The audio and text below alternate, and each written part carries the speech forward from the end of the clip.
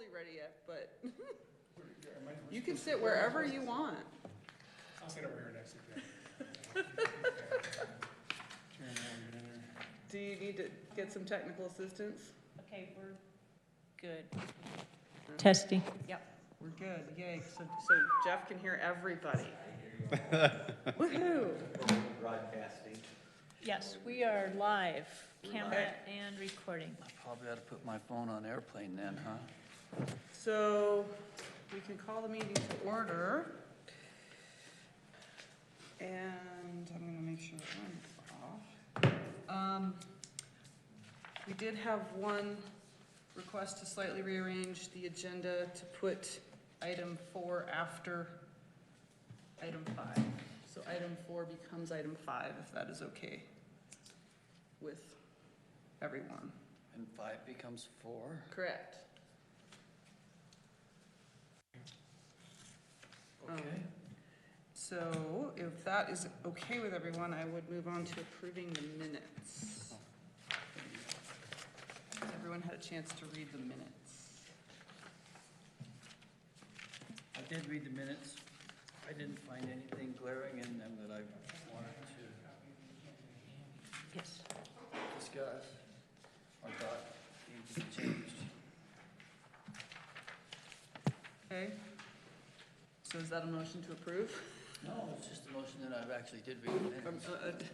A comment that you actually did read the minutes? Well, We don't need. I don't need to read them right now, okay? Well, right, I'm asking for a motion to approve. If there is one. I'll make a motion to approve. I'll second that motion. All right, all in favor? Aye. All right, opposed.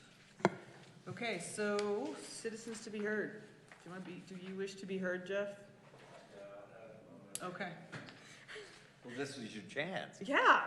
What do you mean, not at the moment?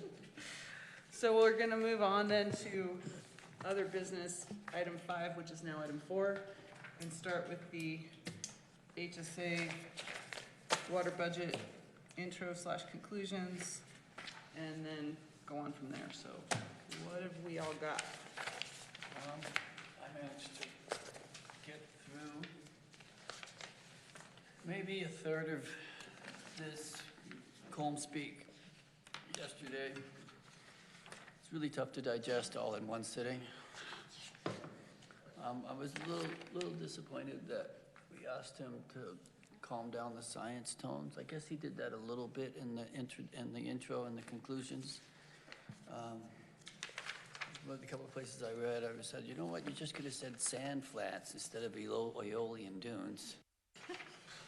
Could you talk into your mic a little better, Mike? Sure, It's, sure can. Artie likes to mumble. I'm Yeah, deaf. I do mumble on a regular basis.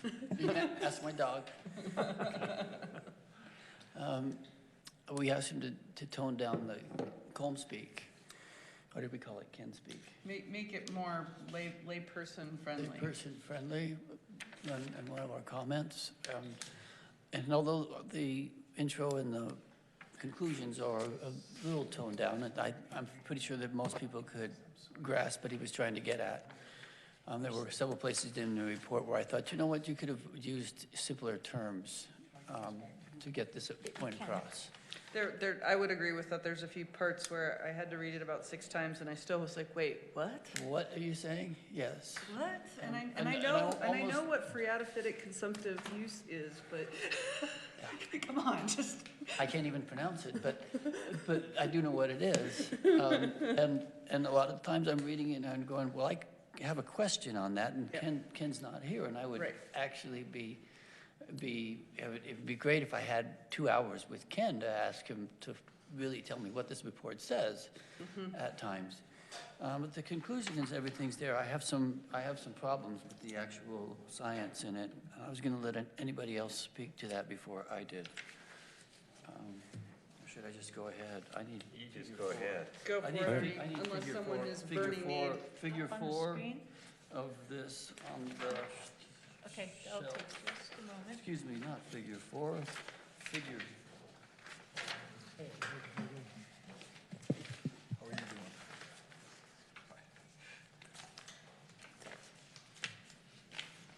Yeah, go ahead and talk about it. Keep It'll talking? take me a second. Keep talking. Yeah. figure 2. There's some of them also, all the figure 10s show the same What page is relative that? area. That is page 2. All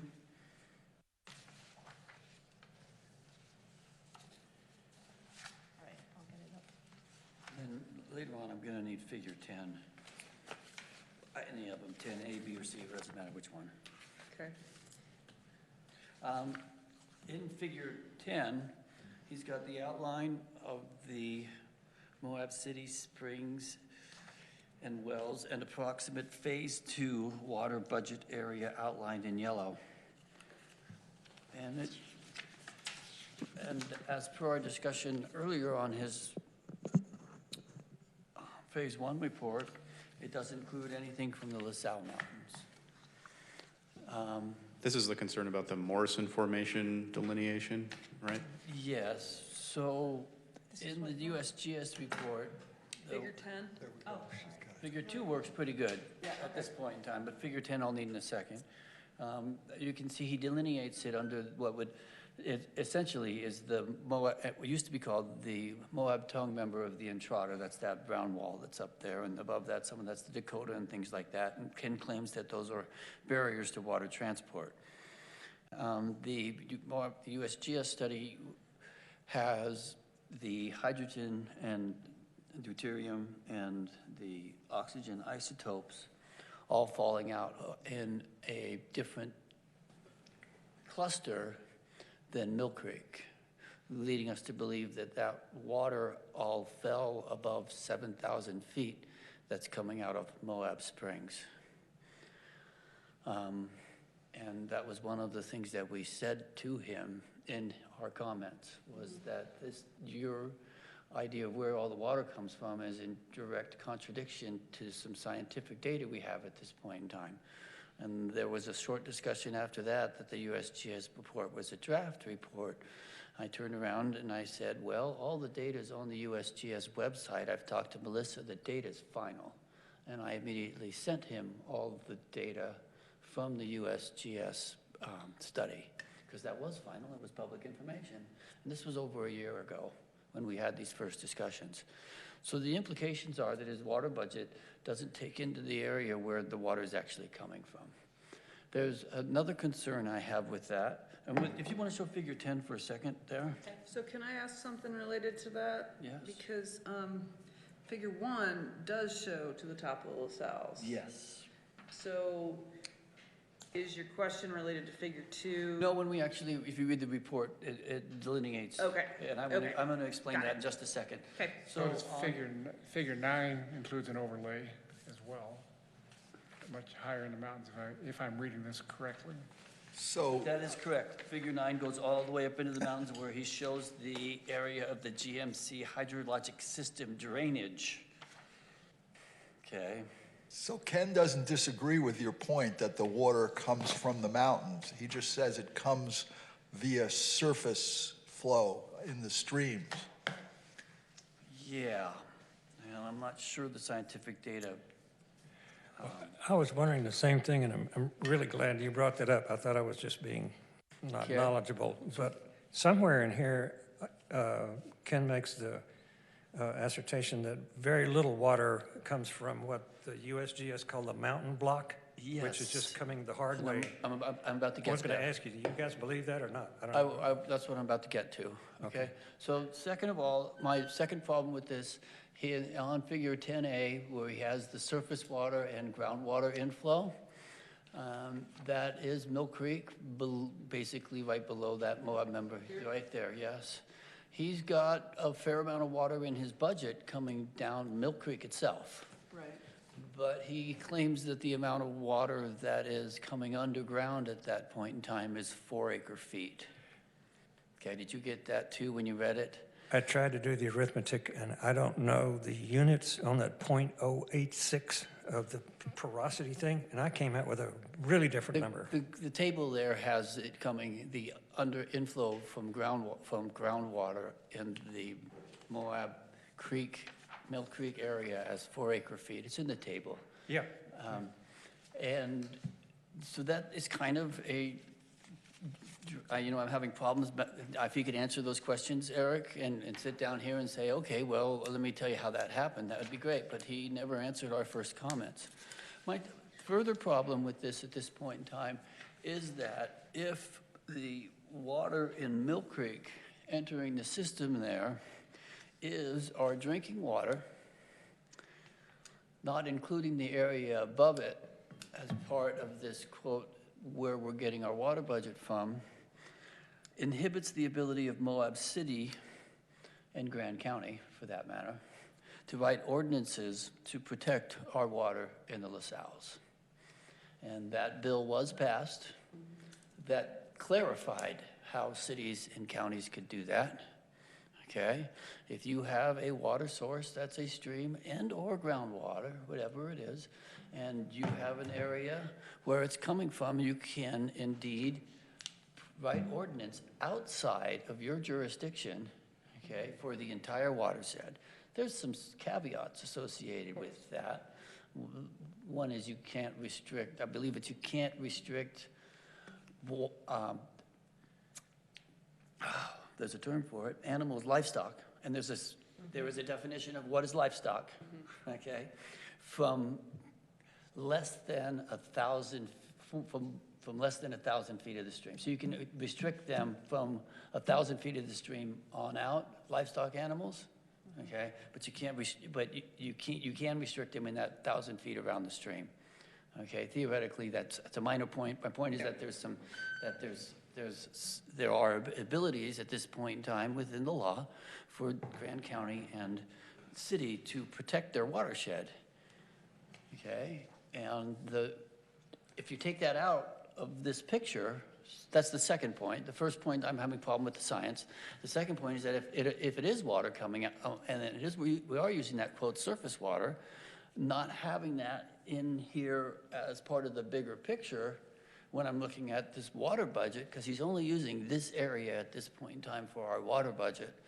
I'm wondering whether or not the city will be able to, it hinders the city. I also realize that this is somewhat of a digression from the Water Conservation Board, because we're not necessarily a water quality board. That doesn't mean I don't think we should be looking at water quality and be giving advice to the city on how to protect their water resources. Okay, so those are my two biggest problems. I've got some other minor comments in here at this point in time, but if you guys would like to discuss that. So it seems like one issue would be which figure in which area defines the watershed. So this is, if the flow is coming via surface into this area that's shown in figure 10A, then the area that it's coming from is also part of our drinking water source. Right. So maybe the council would should define an area for our watershed based on Ken's and USGS work. So, Okay, it looked more like that. And it would look more, yeah, and I would kind of want to make that clear to Ken that this report, yeah, right, Eric, yeah. I'll be quiet. Well, and I think what I'm hearing you say, Arnie, is that there's two layers to it. One is you don't completely agree with Ken's rationale about the source of the water. Yes. And the second piece is then that these kind of diagrams, figure 2, and then these kind of take away some of the rationale for why you would need to protect the upper part of the watershed. That's correct. Okay. Yeah, so Arnie, a quick idiot 101 water source protection question for you. Since I've gotten involved in all this, I've been up to our springs, Moab City Springs, for example. Yeah, I've never been there, and I would like to, I really need to go in and look at those. I've had several people ask me questions about them, and I do need a tour at one point. So what I see what the city has done, which I think is typical, is they are most concerned about an area immediately adjacent to wells or springs. In other words, Off of Spanish Trail is the most obvious one. 'Cause they I mean, fenced in, they there's mow it, fences that and- might pick up a few acres around where the springs exit, for example. And the reason that they don't typically try to extend source protection zones to an entire south west slope of the La Salles, for example, even though our recharge water falls in that area, is because the assumption is made if somebody were to, up in the mountain someplace, dumps a barrel of oil, so to speak, on the ground, that it'll be diluted out because it's a long ways from where that water eventually flows and is collected and so forth. So if I got that right, I mean, that's the basic idea of why they're concerned about areas. The source water protection that's been dreamed up or has been promulgated by the state generally assumes that when we're dealing with wells and springs, that the groundwater is cleaning it up, that the ground is cleaning it up. And that is a great assumption. That's why you only need so big of an area, so on and so forth, depending on how much water you're pulling. But according to Ken's hypothesis here, we have a French drain going down Mill Creek, and that water's coming in and out of the groundwater, and that theoretically that water could enter in a half a mile or even less than above the springs and get into our springs in Mill Creek. That's what he's saying in that, which, and I understand when they do source water for wells that the groundwater, that the ground is supposed to clean it up, and allow for that dilution and give time for, without oxygen, for anything that's living in it to die, so to speak. But with this scenario, it being a French drain, he's saying that it's relatively connected, which is kind of a disconnect between what the USGS is saying. I did pose the question, if our groundwater source is the La Salles to the people, when we were talking about this promulgation of the revised law that allows you to protect your source water. If it's ambient water, I asked them if it would pertain to groundwater, and they said it would. So that's where, I hope that's an answer to your question, or does that further confound the matters? What I think I hear you asking is, why would you need to protect that uppermost area? Because you already have protection areas immediately, the springs and wells, and I think, and correct me if I'm wrong, Arnie, but I think the answer to that is there's two different things you're kind of looking at, because if you contaminate the true source in some way, or if you reduce the source, if you reduce its capacity or quality at its source, you still have the potential where if the ground doesn't clean it up, and if it's coming in and out, as Arnie's saying, it's a little different from just the immediate area right next to the spring. Well, I didn't think so much of the ground cleaning it up as I do think of dilution. What's the old phrase at the oil and gas? Dilution is a solution to pollution. Okay, so. Which only goes so far is the problem. It's still there.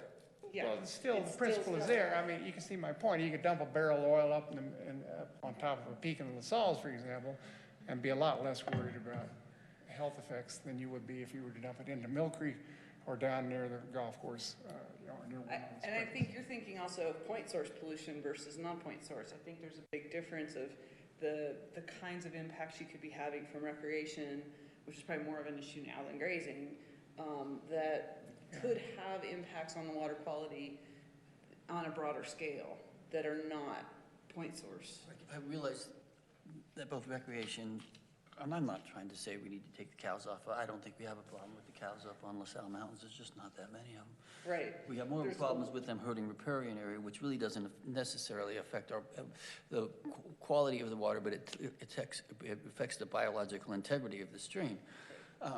However, it could be a tool if the Forest Service did not come up with the appropriate plans for oil and gas in the La Salles. Theoretically, Moab City could write an ordinance to stop that kind of pollution. And I think it's not someone dumping a barrel of oil or, one that spills. You're talking more if there's drilling that occurs that creates an issue. And fracking. And either fracking or creates an issue by piercing between water and oil and then creating some kind of a larger leak that could occur. I think that's more of the issue in that upper area than someone dumping a barrel of oil on the back of their truck. I really don't think there's any oil up there. Yeah. But I don't necessarily want to give up my ability Right, okay, to, to regulate that. Right. If it's the Moab City's water source right. at this time, okay? Well, isn't this exactly the issue, Eve? You've been involved with this, Dave Early, for example, has been so active about trying to protect the watershed up above Castle Valley. And that's what I'm saying, is that we lose our ability with Right. this scenario, with the way I'm looking at it and the way he's presented it to me here. He's saying our water budget is all right here. And in Castle Valley, there's two issues too. There's water quality, but there's also flood issues. And so there's two different things going on there for Dave, I think, in Castle Valley that's a little different from in town here. Water quality, and the other was? Flood, Oh, because flood. there's some issues that happen, and particularly in Placer Creek, and when after the Porcupine Rim fire, there were some large storm events that created some massive flooding that affected people. And you probably know more about that than I do. I don't know. 'Cause you- Floods. But, there's more flood, and I don't think we have quite the same situation with Mill and Pat Creeks and town with flooding that situation has out there, because it's just a different system. So from what I've seen with these source protection plans, you have different rings or areas that go upstream from the spring or well, where you have the ones closer in are more more dangerous. So if you have a well that gets contaminated within a certain distance of the spring, it's a higher risk. So it seems that there's different zones coming out, Right. and they go so far, and I guess the assumption would be that the further out you go, the less danger, but still there's a certain designation for that. But then when you get way far away, that's what Ken does. The person who prepares the source protection plan is follow the ordinances or regulations that Arnie was referring to, and then define those areas of risk. Yes, when So- you're dealing with springs and wells. Yeah. Not with streams, though. With streams, you can write source protection, you can make the whole watershed, you can protect the whole watershed. Uh-huh. So, yeah. Anyway, So any more on that part of this topic, or do we want to? Well, I found some other, I'm not prepared to comment on this, other than the fact that we commented before, and if you really want to have my discussion, I think my concern would be that our comments haven't been addressed, and he's put out phase 2 without addressing our first comments. And Ken himself, and other scientists that I've spoken with, realizes that these documents are not peer reviewed. This is the peer review for these Right. documents, right here, okay? well, you're talking about phase 1 at the Phase comments. 1, yeah. So this is phase 2. This is a whole different sort of, Well, except that he uses it's his based assumptions. on phase 1. Based on phase 1, That's yeah. the problem. And that's the problem, okay, is that he hasn't answered our comments from phase 1, and I guess, I don't know if I would ask the city to say, we need to send this to the UGS or to some other agency for some peer review before we actually accept it, or Or should at we be least- sending or our at questions back Or again? at least reply to our comments and questions on it. I mean, I guess I'm a little perturbed about that fact in itself, knowing that it's not peer reviewed, and knowing that we do have some good science here at this table, and knowing that we asked I thought it was good, solid questions, and they weren't, not only were they not responded to, but they weren't actually incorporated into his phase 2, which he's built on phase 1. I think Arnie's got a really terrific point. I've been through this once and to just try to understand it, and then I went back through it again to try to do the arithmetic and really look at the diagrams, and I've only made it halfway through. And I found myself thinking that this is a different scheme than the USGS report, in that in this one there is so much importance placed on Mill Creek and so much importance placed on the fracture zone at the golf course where it all leaks out of Mill Creek. I was asking myself, why do we sit here wondering what 2 other people were thinking? Why can't we ask them directly? I mean, they're the subject matter experts. But And we can do that. Yeah, and we did do that, so what my question to the group is, how do you want to proceed? Do we need to send Ken the questions again? What do you think? I mean, everything goes through Chuck, you know, so Chuck, basically Ken answers to Chuck as far as David Everett's arrangement, you know, for the city's, you know, contract with Ken. Okay. So we had a meeting last month. Arnie and Denver came up, as well as Mike, and we had a discussion with Chuck and Mark and myself. And it wouldn't be a problem to approach Chuck, even just Arnie could come up and on behalf of the board would have to authorize Arnie or Denver or Mike or anyone to come up and talk to Chuck about these points. And getting Ken here to become accountable and perhaps be this, if we're gonna do a peer review, I think we need, the council may have to give some more money to this, but. Yeah, there's definitely, if you're going to hire somebody, it's outside of the contract that Ken currently is under. And it would be the city basically hiring a contractor to do the peer review. I don't have any idea what kind of budget, but at this point in time, I wonder whether or not if we want to be on solid foundation going into the future in the groundwater management plan and some of these other things, do we need peer review on this? Well, and my question is, do we need peer review, or do we need Ken to answer the questions, or do we need both? Both. And I'm thinking, you know, maybe what makes the most sense is for Arnie, if you are open to it. I'm willing to serve at any time. To go talk to Chuck and Denver, if you want to go with, that's great. I think it is worth talking it through with Chuck, and then figuring out, like, what does that mean? I mean, is it that because Ken hasn't answered the questions from phase one, that still is under his contract, or what does all of this mean? Are those questions in our records? Yeah, so I guess the question that I have is that we brought these questions up very specifically with Ken, and it's my understanding that Chuck's aware of them too. Has anything ever been, has there been any follow-through between engineering and Ken about those questions? You have to ask Chuck. I don't talk to Ken that much. Okay. Whereas Chuck and him go, you know, go look at things and have extensive discussions. Well, I guess from my perspective, based on what would possibly be most helpful to the council next week when Ken presents, is that Ken acknowledge those questions at that time. Yeah, I don't want to stand up here as citizens to be heard and say, hey, you guys, I got some real problems with this report. Right. Okay, but I'm at the position where I'm going, you know, I got some real problems with this report. Right. And the city council needs to know that. Right.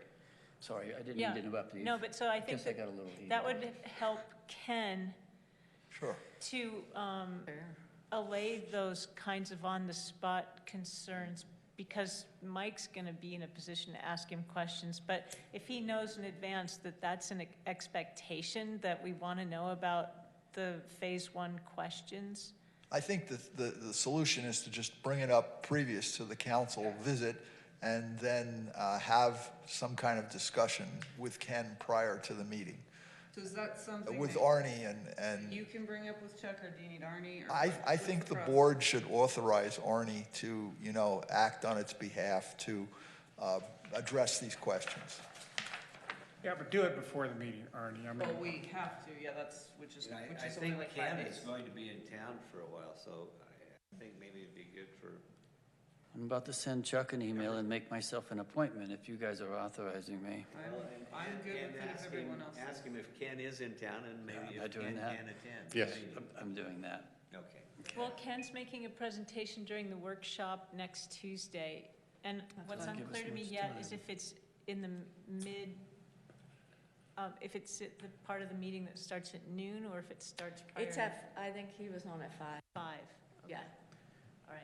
Eric, are you aware, has phase 3 begun has Ken started phase 3, or is he waiting, or is there a time frame that's been posted for that? He's already started on phase 3. Okay. I can answer that because the phase 3 is the Water protection. is the actual excuse me, boundaries, come on, Arnie, drinking water source protection areas, Yep. and he's already showed us pictures of those at some point in time. We've all seen pictures of those that, He's talked about it, so he's definitely looking at it. I mentioned how this is gonna change like this or something, so. Okay. He's already into the concepts and probably has some of the words already and diagrams. Yes, Yeah. I think it's important that this come up before he gets too far into it, because Yeah. it may or may not make substantive changes, however, it still needs to be addressed. I'm going to, from your suggestion, I'm including Ken on this email. I think Arnie's idea that this may go to the council to define an area of where our watershed is, it needs to be protected in some way, Right. should be addressed in these protection plans. That's the second part of my concern. Right. Well, and I think the first part is just that you want to verify that we all are in agreement on the science, and on what we're saying, because if that basis is incorrect, that doesn't. We got to get this right now. Right. I'm sorry, there's a turning point here, and we're there, and we got to get this right now. Okay. And if we're going to do peer review, it would seem the best thing that someone from USU be approached, someone who was part of the team on the USGS study, who's familiar with the science and the studies. Then that person will look at Ken's work and be able to have a more educated and informed, opinion.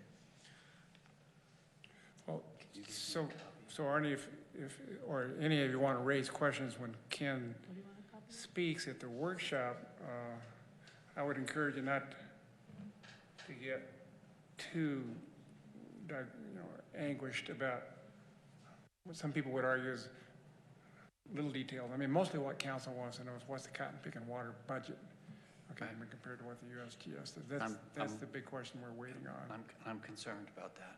Yeah, and that's I think the root of part of why Arnie is bringing this up, is it's basically, from what I think I understand, you'd be saying, your view is that he's to a degree disagreeing with the USGS study, which then creates a bad situation. Yes, and I told him. He either needs to address, here's why I disagree, so that then we understand the why, so that can be an open, transparent discussion, or he needs to, look at what he's saying and Make it fit. re-examine so that it fits the accepted science and data.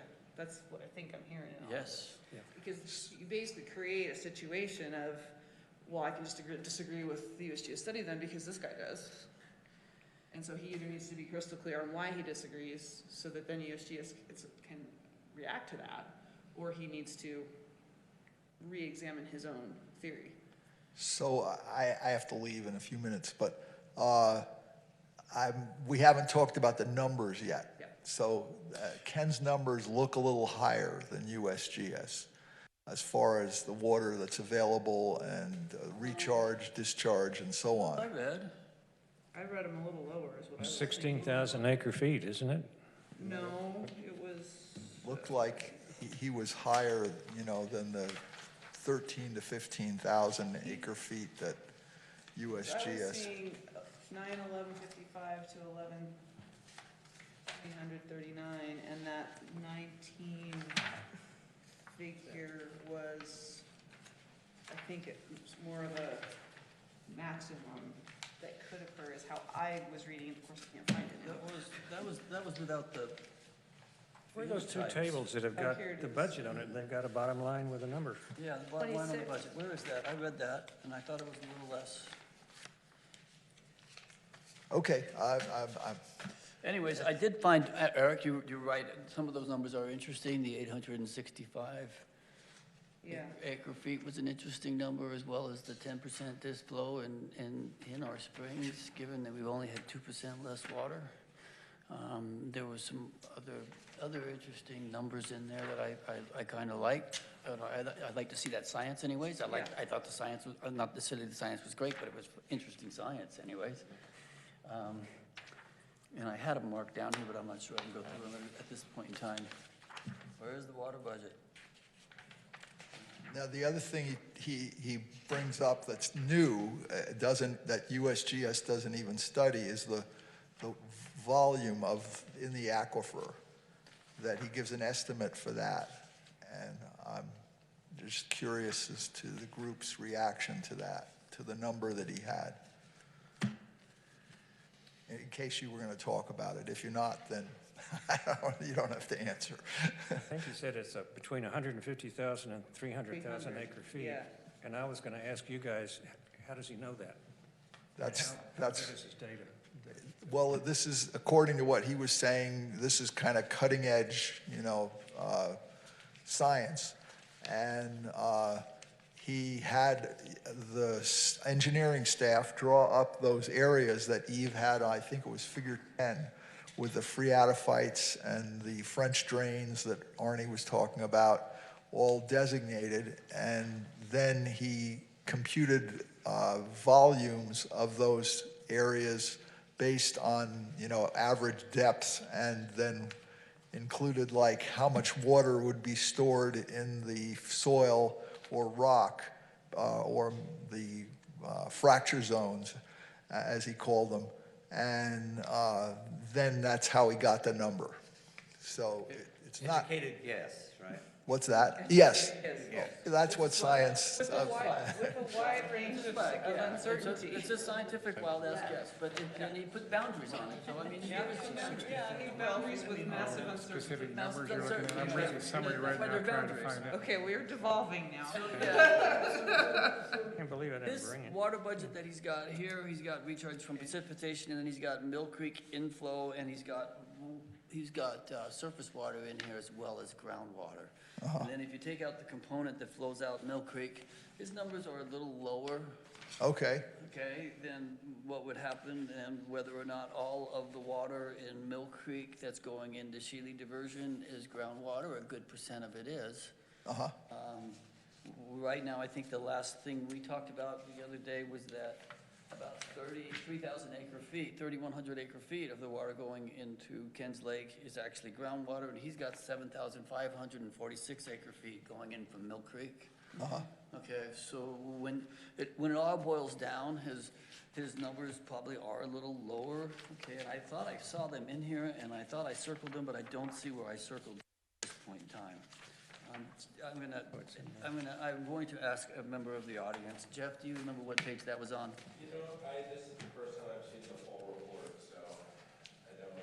Was it in the conclusions? I thought it was in the conclusion, because that's what this was supposed to be, and you'd think that if he had a water budget here, it would be in the conclusions in one line. The amount available to the city would be in one line in here. Multi-year annually average inflow to the system is about 16,500 to 19,000 acre feet. That's not. Differentiate surface. and ground. And then he's saying recharge estimate to be anywhere from 9155 to 11339, depending on phreatophytic. Yeah, the recharge is estimated to be 9,100 to 11,000. So those numbers aren't that far off from, they're smaller than the USGS numbers are at this point in time, but they're not that far off. Right, So so I guess this, or go ahead. this is just one of the aquifers that USGS looked at. They also looked at Pack Creek. They had the Pack Creek So- aquifer, and they also had Grandstaff in there too, didn't they? I'm not sure, I don't think the final numbers. I think they separated They that out. separated that out, okay. So Yeah, I I think the other thing I'm hearing with all of this too, that might be something worth raising in relation to this phase 2 is basically, if you have something that is the summary conclusions and recommendations, and we can't figure out from them what the water budget is, like this is kind of as clear as the Colorado River right now. To me, I mean, I can make sense of it, but I have to sit with it and let it settle out and then I'm saying it on decant cold stuff speak, yes. off.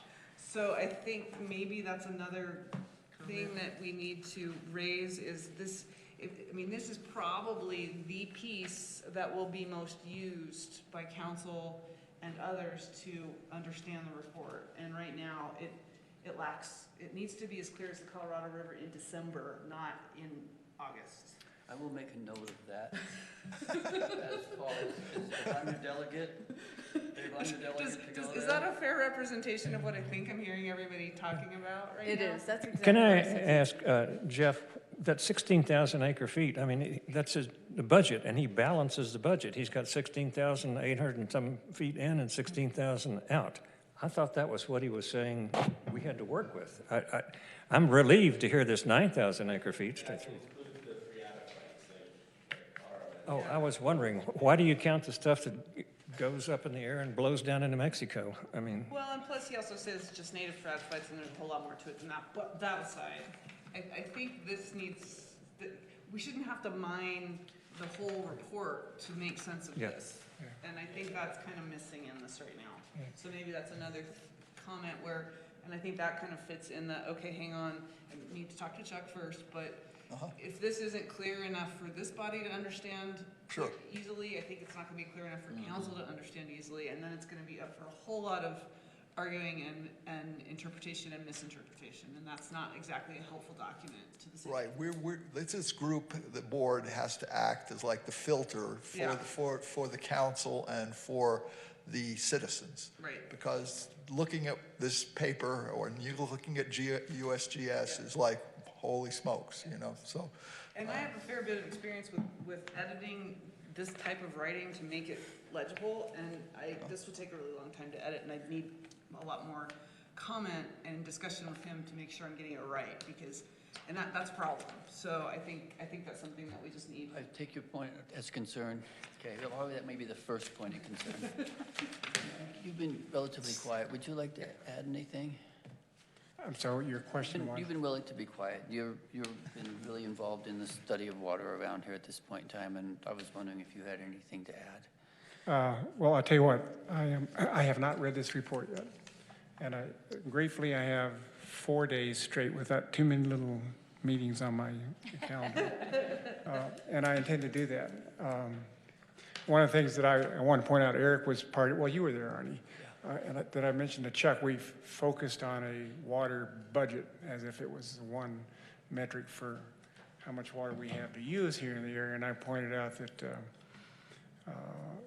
that's a little bit illusory, all right, because it depends on how you measure what our budget is, but we can't use all that water. In other words, the way the USGS people did it, they just measured total in an effort to measure recharge, which was a nice way, if you will, of saying how much water we have to use year in and year out. They made the assumption that the aquifer is stable. We don't really know that for sure. Essentially, it says we're not getting in any really old water. The whatever water we use is stuff that can be recharged if in a wet year pretty well from year to year. And mostly, you guys may remember one big component in the USGS studies where they were measuring discharge in an effort to synthesize recharge, if you will, was a Mill Creek, just to flow out, as you know.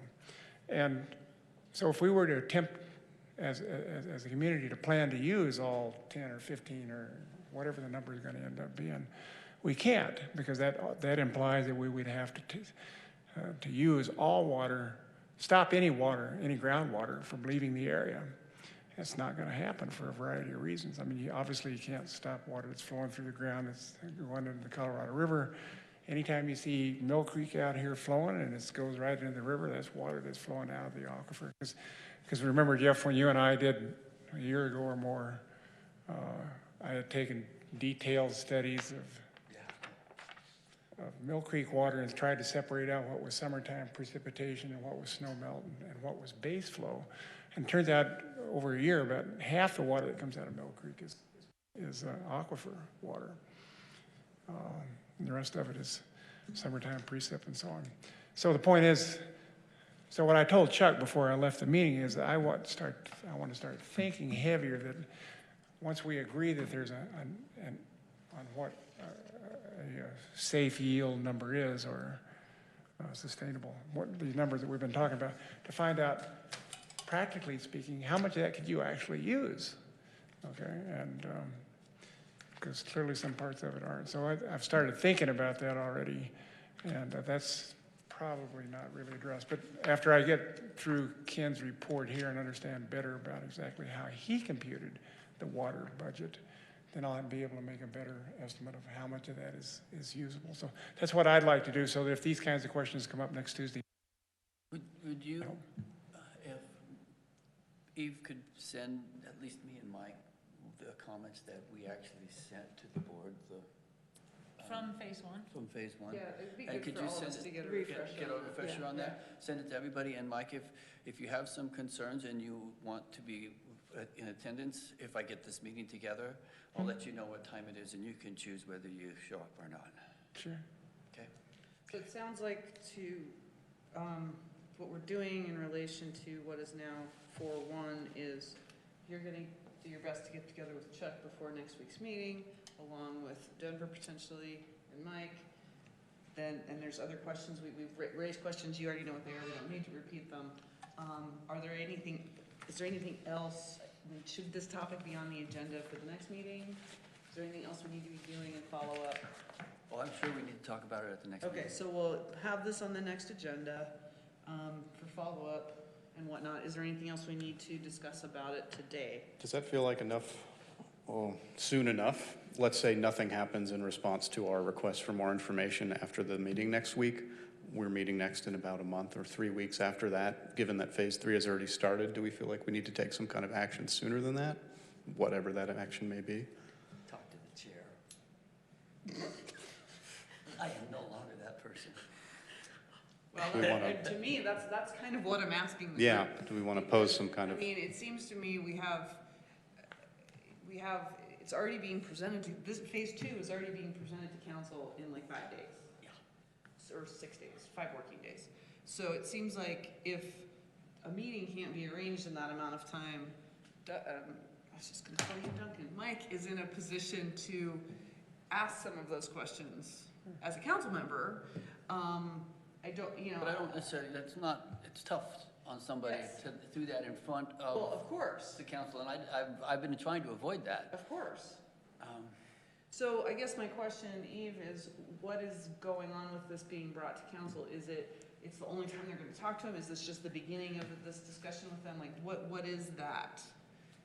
Is it fair to ask that the council doesn't consider this until we talk to Dr. Combe and Dr. Masbrook? I mean, It's been arranged, we can't stop that agenda item, I don't. we keep trying to figure out what somebody else is thinking. I mean, you can stop Table the it. acceptance of it. Yes.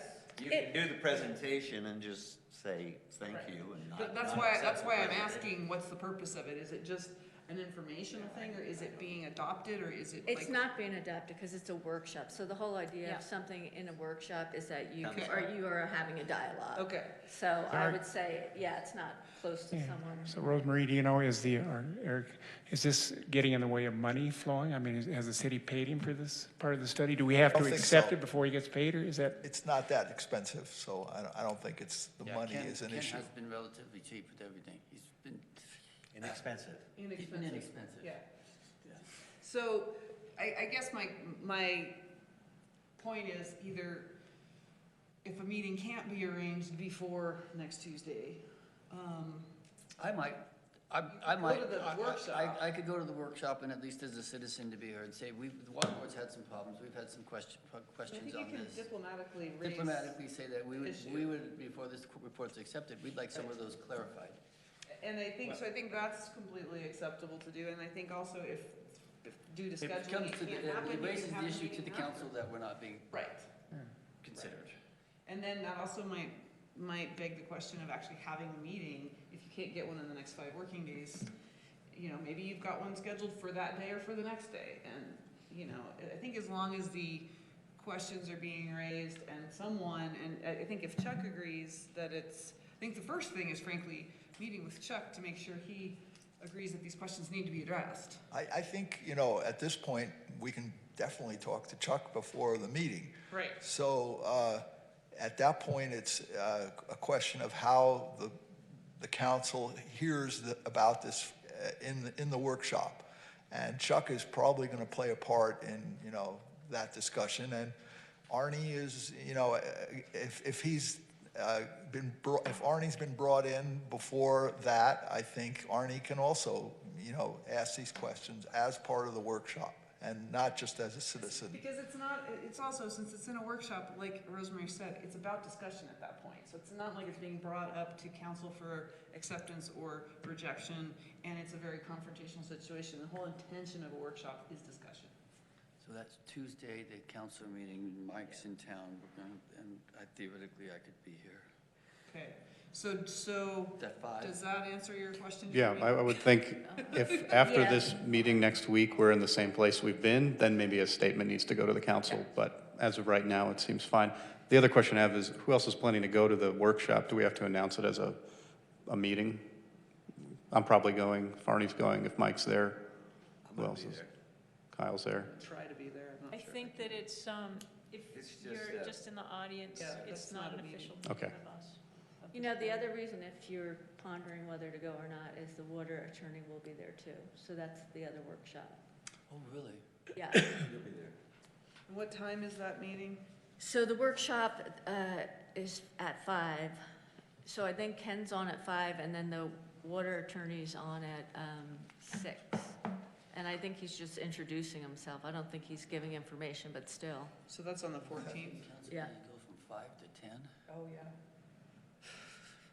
So glad I'm not on the council. Well, and there's a meeting at noon also. Yeah, it's, Oh, God.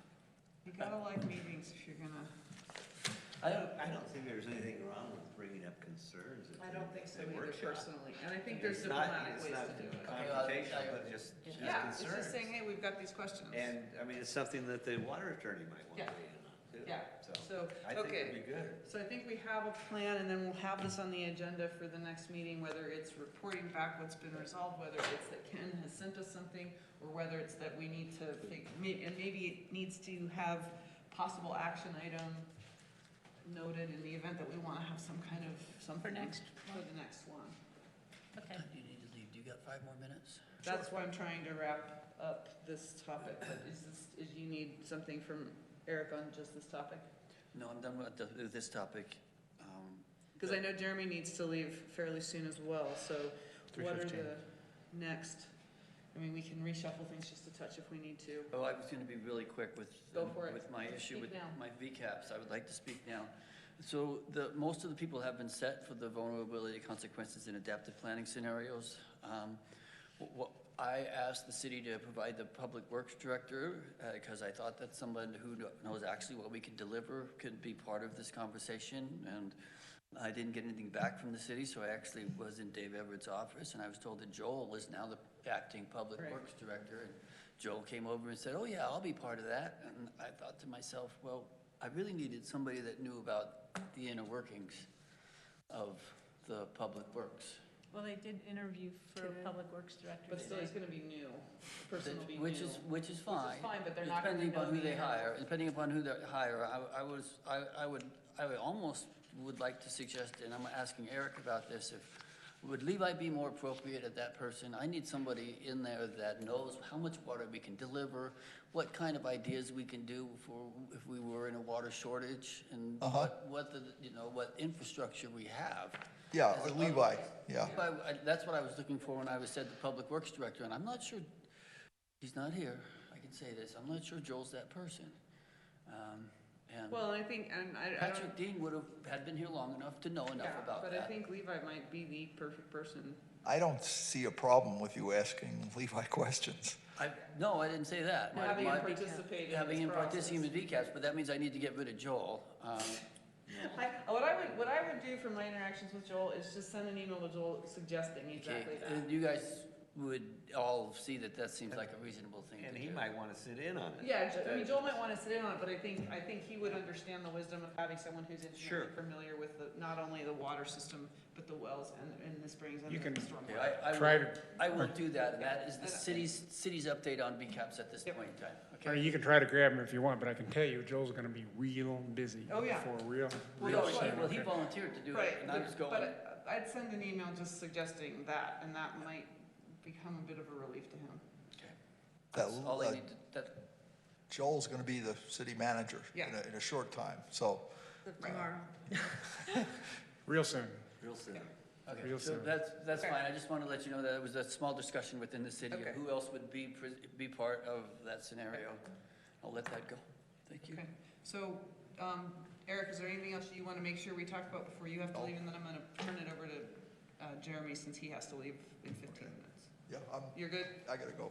Thank you. Thank Thanks, you. Eric. Thanks, Eric. Okay, what you got? Not a big update, but just following up on what I shared around with the Yes. group, the spreadsheet. So I haven't done any more work on it since, but I'm aiming this weekend to draft for the posts and then share that with Lisa after the board. But I did want to mention that if anyone wanted to take any of the articles that I selected, anything on that spreadsheet, and draft any of the posts yourself, you're welcome to. It's something that we're just going to forward on to Lisa for her to post, and I'll create a context for it. I'll probably take some screenshots, add some pictures to it. So the idea is to present it to Lisa in a way where she can just pop them up twice monthly. And I've really, there's so much material there, and I know you had talked about other sources of material too, but I just selected some things that seemed pertinent. So I'll go through and draft some language for them and then share it with the group. These are the social media posts that are pertinent to the history of the watershed, with the idea of tying it into a relevant topic. So I'll work a little bit on that. If anyone else wanted to, you're welcome to, and then we'll report it to the board kind of informally, and then I'll send it to Lisa for more editing, that kind of thing. And then, I don't have it in front of me, but there is a language that references all of the parties, and like Evia had said in your email response, there's obviously the archiving of this data, as well as the research that led to collating it, and now looking through it again, there's a big, deep history of just getting this information out to the public, so it's an interesting little project. Yeah, if anyone wants to be involved, just jump online. Okay, so it sounds like that topic should be on the next agenda as well. Sure, yep. Just The idea would be another that by update. the next agenda, there'll be a lot more information up there Okay. that we can have reviewed Perfect. in advance of the next agenda. That's good. Any questions for Jeremy on that topic?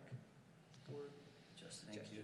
We'll just refer back to that email that you sent with Sure. the links. It's got all the links in there, and Okay. those all hold, so. yeah, and if you could Yeah. maybe put that link into the agenda next time, like you have these other hyperlinks, that would be hugely helpful. Okay, Is that feasible to do? Like if there's an attachment, yeah. if there's a The table, an Excel attachments table. seem to be PDFs, but I'll, Well, you can convert an Excel into a PDF easily. oh yeah, I thought you meant having like links to web pages. Or in the whatever, agenda. just something that, because here, this just was a request I was gonna make at some point related to either the minutes or the agenda, is when there's things that we need to be referring to. For me, it's really helpful because I don't always have all my paper stuff with me. If things like that can be either an attachment on the email or like this, I can click on this and get to the whatever, that's really helpful. Okay, So if we could create that, that would be great. 'Cause Yeah, even just copying and pasting it out of that email and into the email you send out Right. in the text, that would Sure. be fine. If Yeah. that's not too much work. Thank you. it's just a comprehension issue. Yeah. Okay, so if we're done with that topic, we can move on to water conservation plan update discussion. Well, I Or think what? that there are other, Well, we aren't to the board and staff reports yet. oh, I, Yeah, I just interjected one Transitioned. while Eric was Yeah, there. Arnie did, Arnie he and Jeremy. hijacked, it's his birthday, so he can hijack things. I've been told I can tweet it where I want to. okay. And my horoscope told me I could do that too. And we all know about horoscopes. Anyways, Okay, so is there anything that people want to discuss about this today? To further our discussion from last time of the plan, as far as the different sections, or are people in a place to want to talk about this more, or do we want to move on? Oh gosh, I don't think I did my homework on that. Okay, so we put it on the next agenda, is that okay? Okay, so we'll, Can you I thought remind me we- what my homework was on that? so the idea behind it, we did some of it last time, but none of us had really read it. But we did start to talk Started about at the back. some, and we started with some of the stuff at the end of like, hey, we'd really like to see this, that, and the other a little different, or here's some things we want to make sure we revise. And I think the idea is to make sure that we don't just try to push all of this revision that's going to happen soon to next year, but we're actually looking at this thing and talking about it enough up front. So let's just put it on the agenda as homework again. and I do have a marked up copy from our last meeting with sticky notes Okay. of things that we've talked about And already. maybe it would make sense if it's not too much work to take those Because I was looking for where I had taken notes and I couldn't find it. Oh. But if we had sort of the, okay, here are the different areas we really want to make sure we go over, because then we can make sure that we read those sections again and make sure that, oh yeah, that's right, we do want to do this, or we already did that when we did the facts sheet, or this links to whatever other new thing we've learned, or whatever. I mean, there were quite a few things we talked about, so it'd be great to have a summary. Yeah, so separate from minutes, I can send out an email that sort of highlights That'd be great. those things that I can conjure up from my notes. And I think Rosemary was gonna go through and look at the 2020 or whatever we were doing. Yeah. Yeah. And mesh them up, see what we've done. Yep. And that might be helpful to us. And also maybe putting the water facts, some of the water facts right in there, so when the public picks it up, it can So more is there a easily page in there understand. for acronyms and conversions? On this? There should be. Water facts. Yeah, that's where I think some of the water Yeah. facts stuff Maybe should that end could- up that could be here. in the book. It could be Yeah, an appendix. that's what to I'm the saying. book. Appendix to the book, oh, Yeah. that might be very helpful at this point in time. Yeah. That one we can do right now. The water fact sheet should, or some form of it Yep. should be in there, and it should contain Yep. And we, acronyms used in the thing. and we had for pages 29 to 30 to group and prioritize and add and subtract those from those different items that were on those pages, which, to refresh all of our memories, were the recommendations. That instead of just a laundry list, we would group and prioritize them, because that would help us evaluate them Yeah. better, and then also figure out which are collaborative, which versus which are ones that the city can just do, which are ones that are more just, hey, Levi, can we do this? Versus, oh, this requires coordinating with Dana and with whomever and whomever and whomever. Now, as long as we brought this up and the water facts up, and there's something I wanted clarification on the water facts. You have a different page than the one that I just, that pulled off of the, I have other copies of the one that Kyle Can is. I have a copy of that? I haven't seen that one. It's October 2018. Yeah, October no, it's, so 2018. it's fine, it's just, this is one I pulled off the website, Yeah. which looks different than the one that you're looking at. Okay? Do you know that? I do, Rosemary? well, that's why, This, what I pulled that's why I off- went and got it. Well, this came straight off the website. And it doesn't Okay. look the same. Okay, so That's it's, what I'm this one's more updated, okay. Well, I'm not sure which one's more updated, but Okay. I thought the one on the website would probably, I'm wondering whether you think it should look like this one. Yeah, I think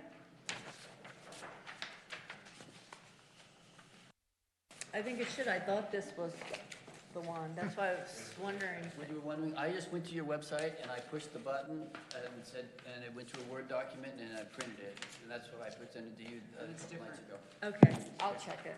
And Do you want me to email this version to everyone? No, it's on the website. this one's not. Well, at this point in time it is, but I have a funny feeling it's gonna be on our website real quick. Right. Is that true, Rosemary? Yeah. Yes. I'm positive that the one that's in the publisher layout is more up to date. Excuse me. This other one. Bless you. Okay, that's great. And Okay. this one will be shortly on the website. Okay. And that's great. Okay. Oh, he had an issue with one of the water facts. I had a question on one of the water facts, and it's right at the top there, Grand County Water Conservancy District, and the Moab Irrigation Company at Shealy Tunnel. It says 2,500 acre feet coming, and I assume that's coming out of Shealy Tunnel, but it's not. I mean, there's more than that.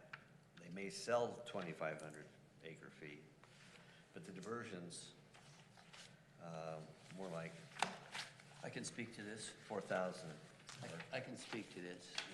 So we had a discussion, that asterisk there was a number that Mark Stilson provided at one point in time.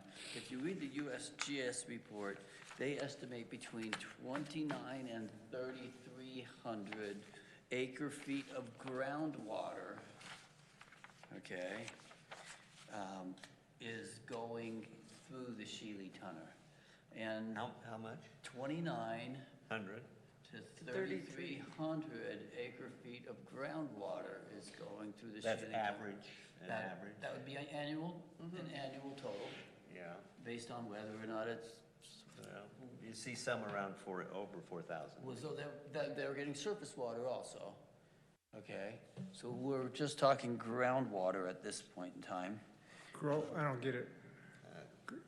Are you What do you mean ground? trying to incorporate the fact that the flow in Mill Creek is partly base water and partly precip water? Or? That is correct. So in November, when they make. Okay, so you're extrapolating base flow through the year? I'm not extrapolating. Okay. USGS extrapolated based on base flow, how much groundwater was going into this Sealy diversion. Okay. And this was supposed to read groundwater at some point in time. I'm not sure exactly where that might have been lost. But at the Sealy Tunnel, you're right.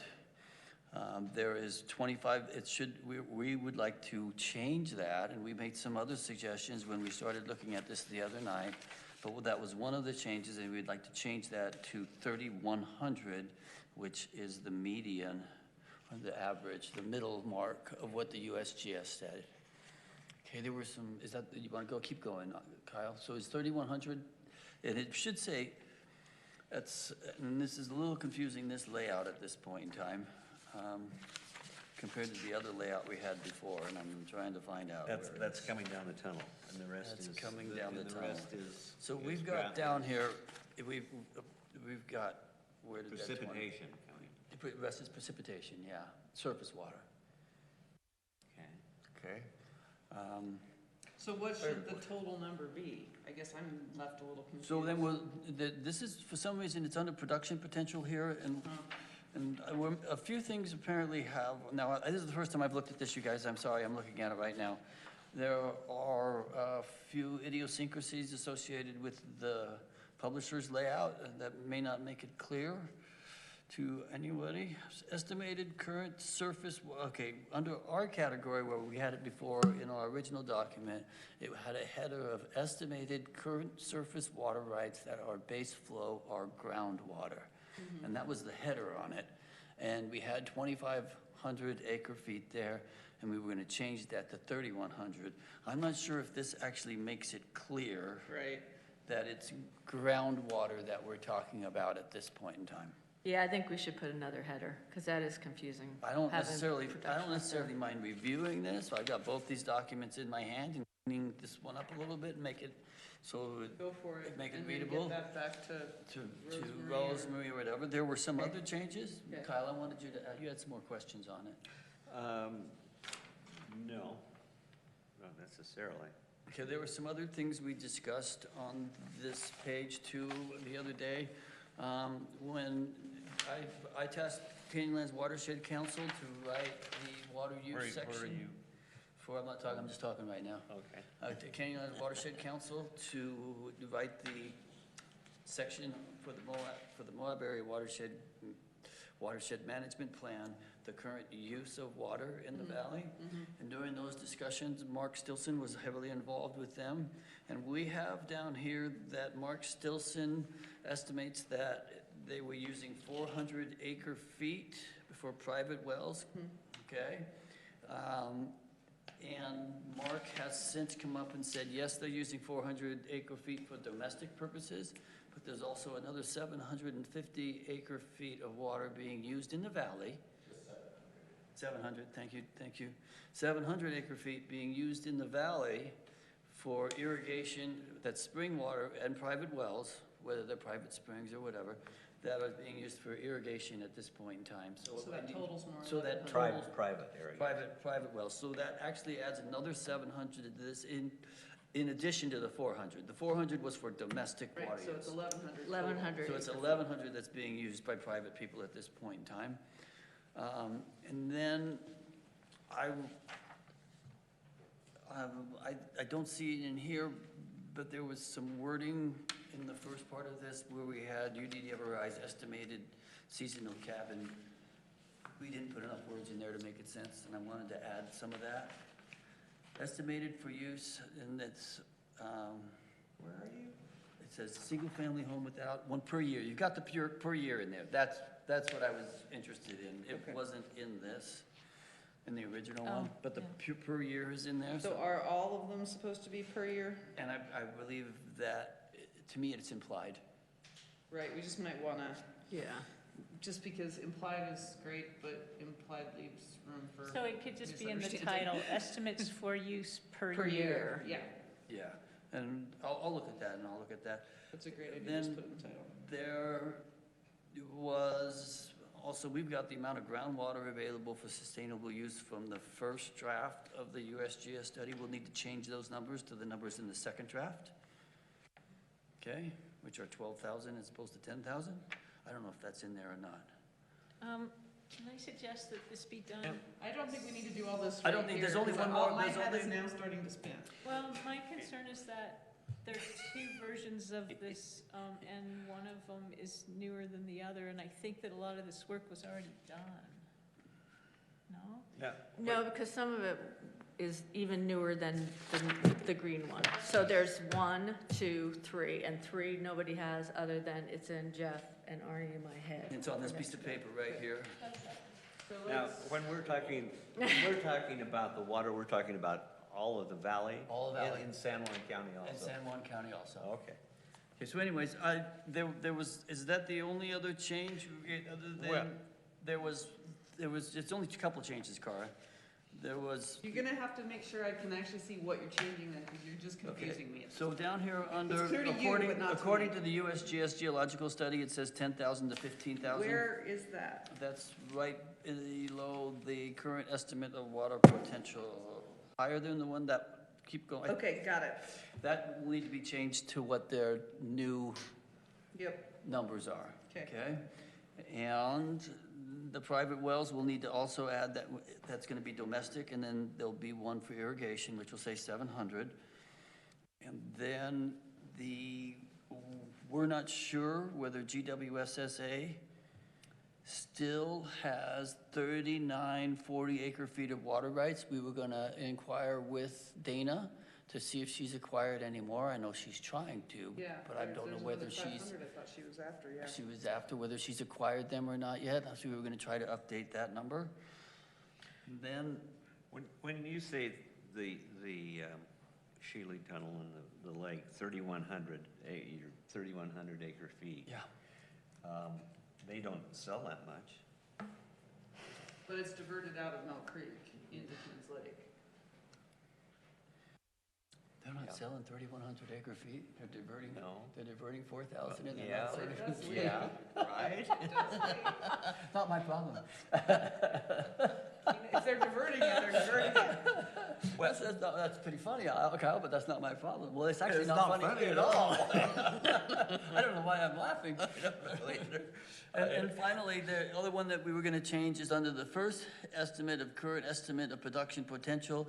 We've got San Juan, Spanish Valley Special Service District at 0 acre feet, and that should be 500 at this point in time. Well, I just have it as the problem, estimated total amount of groundwater currently being used. So he's Yes. saying this Well, that's this the one? 3,100 acre feet is not being used. Well, it's not being used.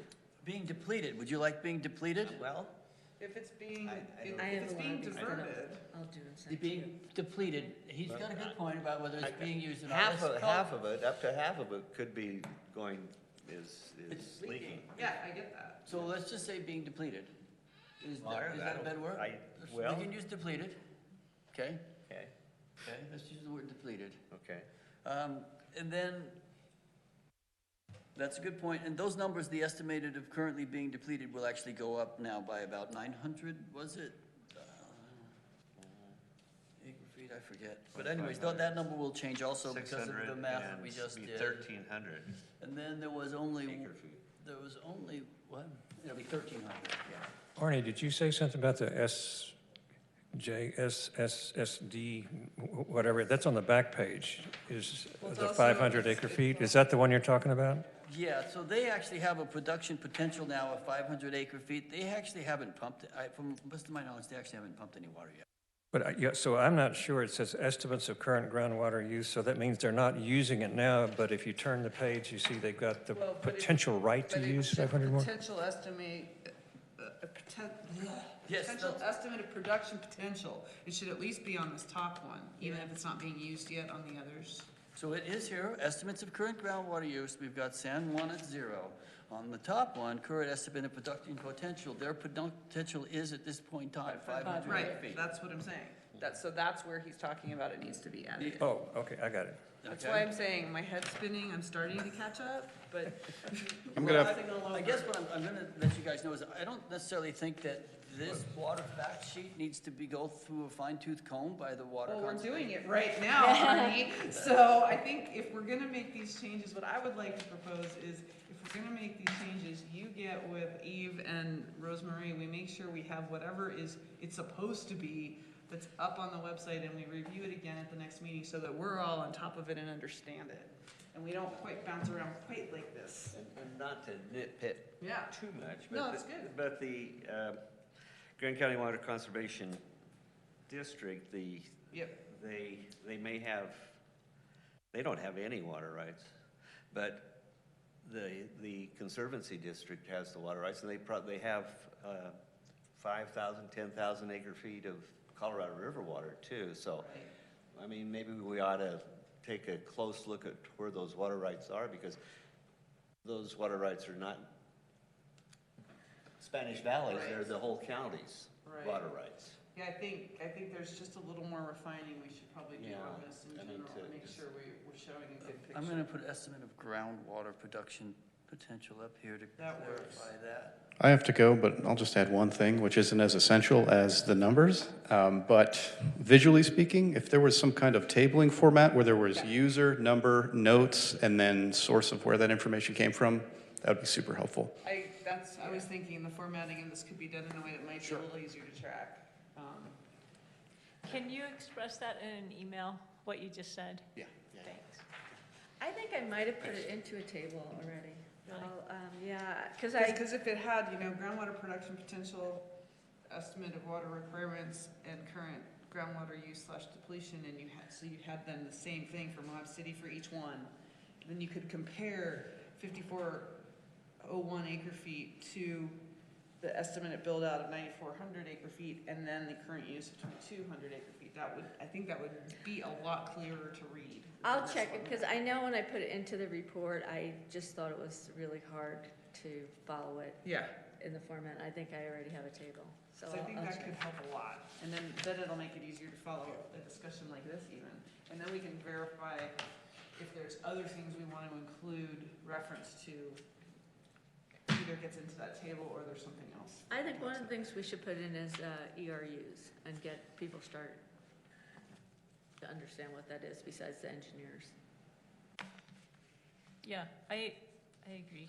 And then this way, if we have recommendations for the moratorium and we know what the ERUs are, we can. It's the ERCs or ERUs? Well, they're just referred to in You know, various ERUs, ways, like with wastewater. Residential units. Equivalent Oh, I'm sorry, I was thinking it was a C, not a U. Yeah. It is a U. So that's why I was starting to look at you like you were an alien. Yes. A point of order, I just wanted to let you know that there have been at least 2 other quick updates in the reports that are data related, and then Mike's got his report. I know, and that's the question I have is, do we have enough time for your report, or do we want to put it off? I don't know what we want to do. No, it's Okay. ready to go. Okay, Let's do it. so what are the other facts? That's it. Well, there was one thing that Arnie brought up in an email last week about the division of water rights and their request for some acre Gosh, I didn't feet. get a chance to look at that. Not water rights, but wildlife resources requested 1,800, it was in the paper, they wanted 1,800 acre feet of groundwater northwest of Moab. It was wildlife resources. Wildlife resources. Don't remember seeing that, but I also didn't read the paper. So No, could, because that wouldn't be northwest of Moab, that'd be north of, well, sort can of you northwest. look into it and then report back in an email? I meant to do that, I'm sorry, It's okay. yeah. Okay, It's so just, so Arnie's homework sooner than later, maybe get us an email so we know what the heck that is. Because I will state that I stopped following all of those notices about water rights in the paper because it was Arnie still is. just so much of the Right, adjudication. Right, that just wasn't really relevant. But no, it's good. And Arnie's it could, still looking at it. I suspect that that's Colorado River water, not groundwater. It does say groundwater. Oh, does it? Yes, it does. It could be a misprint. Right. No, that never happens in the newspaper, never. Okay, so Arnie can follow up on that.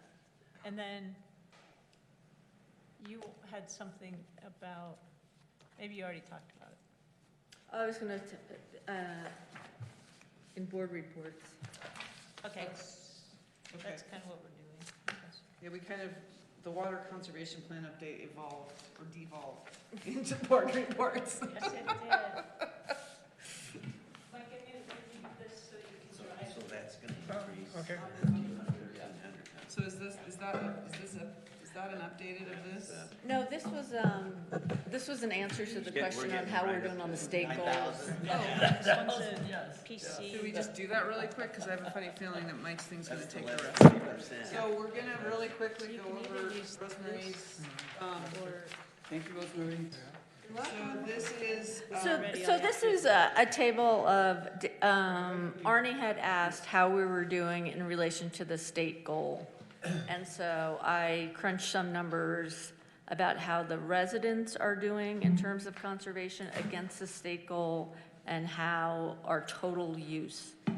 So basically, the state set this goal from 2000 as a baseline, and the residents have reduced the water use by 49%. It's a pretty great, in Moab or in the state? in Moab. This is Moab City's. This is use. Moab City's reduction So this in is relation for to the okay, state So goal. this is Moab trends. Yeah. Okay, just making sure I got it. I should have caught that with the population size, but I just want to be sure. And then overall, if we're talking about commercial as well, so the hotels and overnights and the restaurants, it's a 15% reduction. Since 2001. I think that's pretty good. Yeah. That's pretty good. Pretty Damn darn good. good. Now, you have to remember, this is an overall reduction, and it says that it's per capita, so it does include the 500 more people, but it doesn't necessarily relate to how many more hotel rooms we have in here either, and how many more tourists we're getting here, and that proportion of that population's not included. Well, doesn't it in the sense of you've got changes in residential use and changes in total use? Well, Because they- you've got 15% total reduction versus a 49% residential reduction. Right. So it does give you an idea, but we don't necessarily know how many more hotels Right. we have. So if we've doubled We our can number. find that out. If we doubled our Yeah. tourist number. Yeah, we can find that okay, out. they would also theoretically double the amount of water that they would need. Okay, and we're not saying we shouldn't be serving people with water, we just So you're talking about think hotel we use, should but be I don't see that on the serving chart here. Did I miss people it? with less water per person. this is So hang on, let, Okay, and this is everybody, hotels and. It's fine. okay, so I could look it up. so it So sounds very like, roughly, I think it's outdoor irrigation, people cutting. the reason I down ask is their that we get lawns a world Yep. of complaints and from planting. residents. What about the damn hotels? And it Showers all the sounds- time, it makes me so mad, kind of thing. So, I mean, does it evidence Can't control back this, up would you? their assertion that so are we people all are having a using hotels conversation and or are you want- guys having, because we can't hear you, Mike. Oh, I'm sorry, I'm That's all right. talking, if I was in school, I'd be slapped and sent to the principal's office. No need for that, but I just, So I'm talking. Get the out. ruler. So shall I repeat my question to Rosemary? yes, please. Okay, so as you guys know, we get a world of complaints from residents about hotels and supposedly wanton waste of water. You know, they take long showers every day, you know, and so forth. So I'm just wondering if the actual data, if you have it, supports the notion that the people in the accommodations business are more wasteful of water than our residents. I think it does in the sense that Yeah. you have changes in residential use overall is 49% reduction, but changes in total use is only 15% reduction. That implies to me that the residents are bearing the brunt of that change. What isn't in that statistic that we're talking about is that the Moab population went up by 10%. So your changes in the changes for the residential includes that Right. 500, but it Yeah. doesn't include any number I for see what the you're amount saying. of Yeah. hotels. So I think that a way to make this clearer would be to mine some of the information we can get from the building department and planning and zoning about increases in hotels since 2000, because that number is going to be pretty astronomical. Can I? And restaurants. Should the travel Yes. council have some? Yeah, they do. So this takes us back to the discussion of ERUs. Right. And that if we probably know how many ERUs we had in 2000, it might be tough to find that number, but that number. And we've had kind of the conversation that if we don't need to educate everybody on what an ERU is at this point in time, but if we start throwing that percentage out there, that will give us a reflection of whether or not the hotels are actually using more water per ERU Yeah, than we think. than not, okay? And then it also gives us the opportunity to look at if it is really 0.8 of an acre feet Right. that the hotel is supposed to use per house, per hotel room. Is that what we're using at this Right. point in time? Or is the hotels in Moab using more than that? Right. And should we target that as a I think, goal? I think it'd be interesting to do hotels and restaurants, because then we could say, okay, so the hotels, maybe they are wasteful, but the restaurants aren't. But if we had that separation, we could say, okay, where should we target our Right. education? And so it sounds like it's feasible to expand on this work a little bit and Yeah. get some of that in there. So maybe that's something that could be possibly on the next agenda, if not after that. Yeah, I think it's a great idea, and it reminds me of this, so this meeting yesterday they were talking about what hotels and overnights have invested, and it'd be really great after that, they're gonna come up with the table and say how many, ERUs that is, and I think that will inform us to say, okay, this is the level of conservation we might need, given that, we're gonna, whatever that number turns out to be from yesterday is, maybe, 30 more, So is hotels that- at a is that certain something that ERUs. you could do Oh, for the yes. next? So I don't know, Yeah. so if I may, I don't know if you guys have heard, but, so we had the city has a overnight accommodations moratorium going on. It has about another 2.5 months to go. It expires first week in August. It's simultaneously, very nearly simultaneously with the county's moratorium. Even the folks down in San Juan County are working on those guys that at least do a moratorium on development along the highway commercial zone. They have not passed that yet. Remains to be seen if they will. But at a meeting, joint city-county meeting yesterday, Eve, you were there, it sounds like we have a clear, easy majority on city council and a majority on county council as well to pass what the consultants have called. Landmark did a really nice thing for us. They painted 5 different scenarios.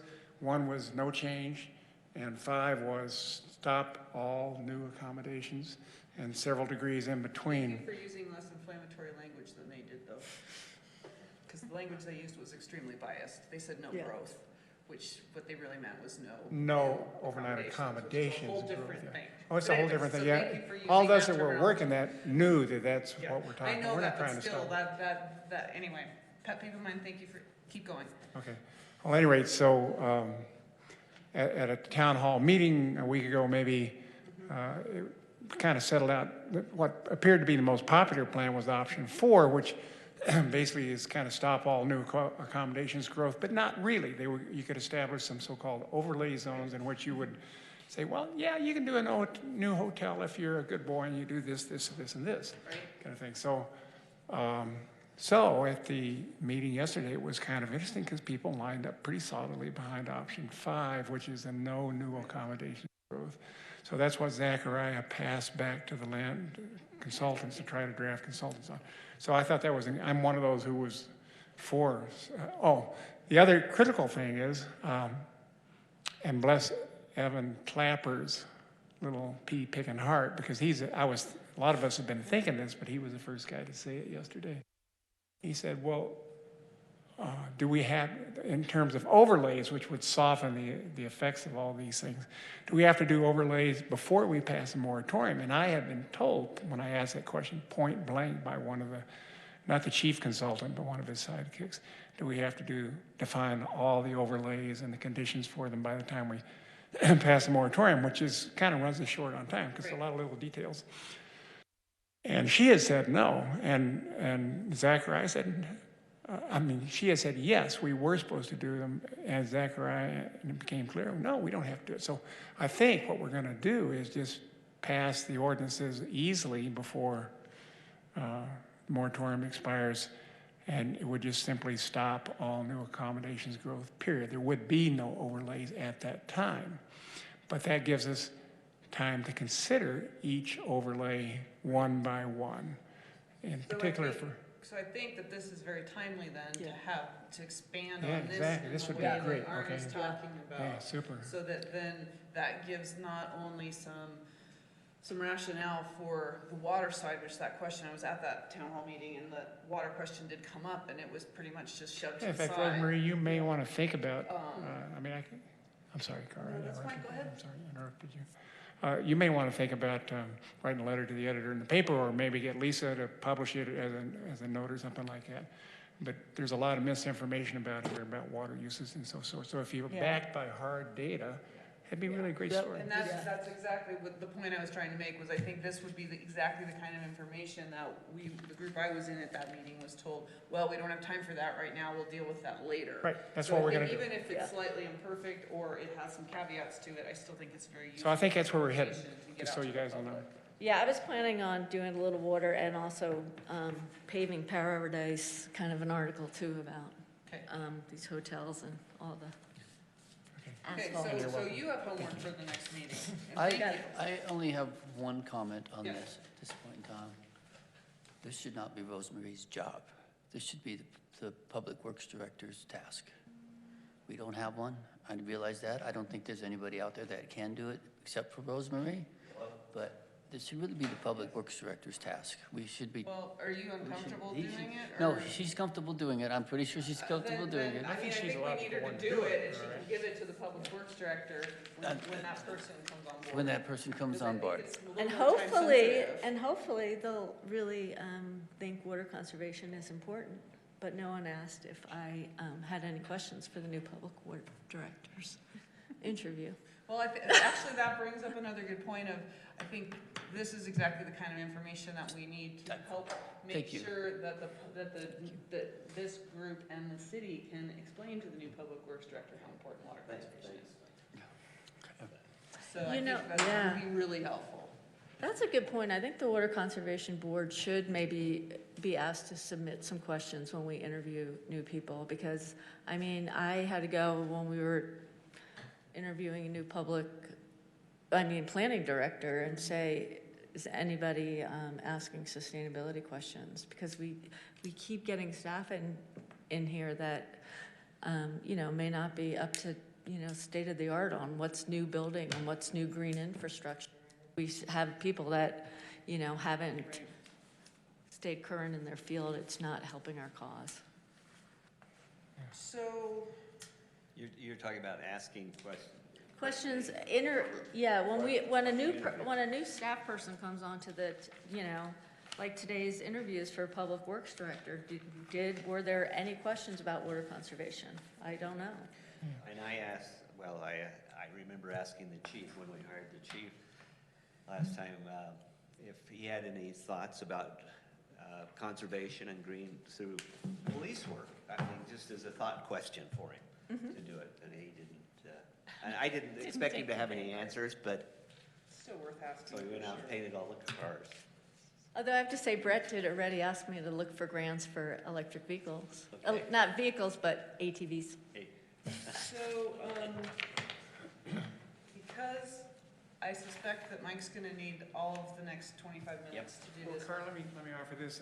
Turned out, Eve, I keep telling you the wrong thing, and my apologies. It looks like to me like I should be back.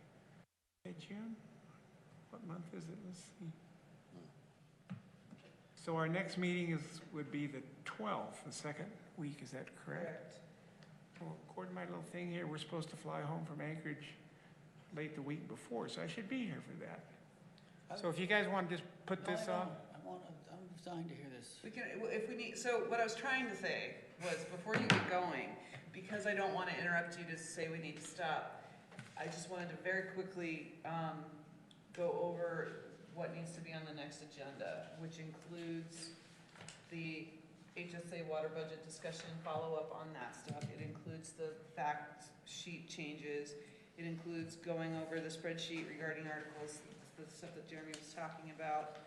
We probably should have a VCAPS update. Should that just be an agenda item so that we, At this point in time, probably for this so board. let's do that. On the first one, I mentioned the HSA one, that we need that to be a potential action item in case we want to do anything if we aren't happy with how far we've gotten. Yeah. And then it sounds like we want to have Rosemary, whatever she's been able to do to update this table that's adding in information about hotels and ERUs, et cetera, so on and so forth. Does And that, will this be integrated into the water facts? it could well be, I don't know that it will have had time to be before the next meeting though. I think it would be, I think it's time sensitive enough, it would be, in terms of what's going on in the community as a whole, that it would be nice to have, whether we've incorporated it into the facts or not, that we have it. Yeah. Does that cover, am I missing anything that's important to make sure we have for the next agenda? Ken Cole.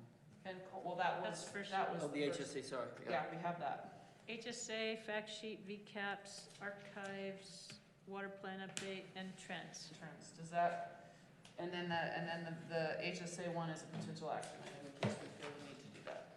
Okay, cool. I just wanted to, because that's, to me, important that we identify some of those things before the end of the meeting, so now we've done that, it's all you. Have at it. All right, we'll keep it quick. And if we can't get through all of it, or you feel, if people have more questions for you, then I think we should just maybe put this on the agenda for another little bit, since Mike will be in town for the next meeting. Okay, so this all got started 3 or 4 months ago when, at one of Arnie's meetings, people were talking about data on wells, and it occurred to me that nobody had ever put the whole picture together. So this is my attempt to do so. And why do we care, you might ask? Because after all, we're all familiar here with the USGS Sustainable Groundwater Budget. And often we assume that this is the upper limit to what we can withdraw for use, but that's not really quite true like we talked about earlier today, because it would imply that no groundwater, creek or spring flow escapes the area. And for a variety of reasons, that is not going to work. So it struck me that more practically, water conflicts are going to show up first when people start drawing each other's wells and springs down. It's much easier to put a finger on, actually, than the rather abstract and difficult to understand numbers. So anyway, this report just collects what I could find. I got it from the USGS. The county had a 5-year study starting in 2011. Went through about 2017. A handful of wells out there. At the time, they put in the Chapman well. Also the Spanish Valley well, but the Spanish Valley well didn't really do much. Chapman is a big, heavy hitter culinary well out there for them. And before they used it, before the water rights people would let them use it, they insisted that they do drawdown tests. So they did do a drawdown test. It was kind of a crappy test, if you want to know what I think. The more I learn, but that's another story. So anyway, what we're going to tell you is that there is evidence already of declining spring flow and well levels. And I'll show you that in a moment. But the trends are too weak to constitute a conviction, if you will, of non-sustainable use. It has a lot to do, too, with the age of the water. We talk about that, young water versus old water, because clearly if we start sucking on old water, geologically old water that we can't realistically recharge, then it doesn't do us any good. We're mining water. We don't want to mine water. So more measurements will be needed, certainly in the face of demand and a drying climate. So, all right, so here's the data that I got from Grand. There's a giant spreadsheet that underlies all this. You guys, of course, welcome to anything that you like. Taken over the last 120 years from Grand Junction, you don't really see much of a change, but if you average over the last 40 years, then there does appear, these are just simple linear fits. Then it looks like we are in what a lot of people call an extended drought. And We get, Moab also has precip data that goes back a long ways. And here's the last 40 years of it. It's poor quality and a lot of intermittent data, but it is also declining, and more evidence of what you might call a extended drought. So, Mike, so the Moab precipitation, so where is this data from? This is the state's data? Where did you pull, like, the, Where's Where's the the data come weather from? station? Where's the weather station and who runs it? Okay, what data is this? Is this NOAA? Is this, who is this? At the airport? This comes from, I'd have to look up the website numbers. I got links to everything. But that's a good point. I could put those references Put the right sources here on in here would these be really charts. helpful, yeah.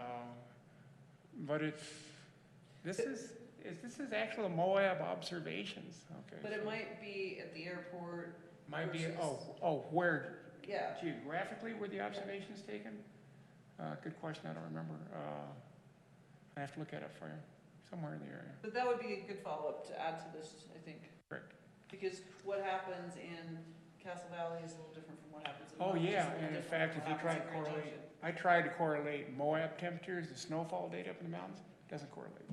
Okay.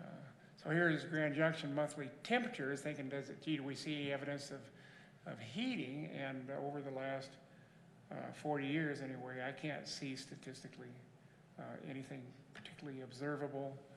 There's SNOTEL reports that many of you guys are familiar with. There's one in particular out at site 9,500 feet up in the mountains that's been good for the last 20 years. And you can see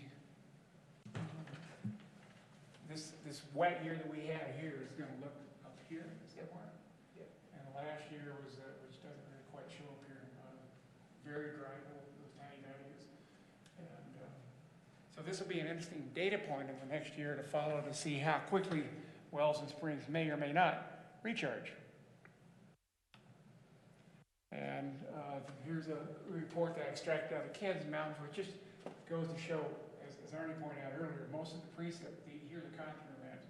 It's wet up high and it's not so wet down low. It should be pretty obvious, but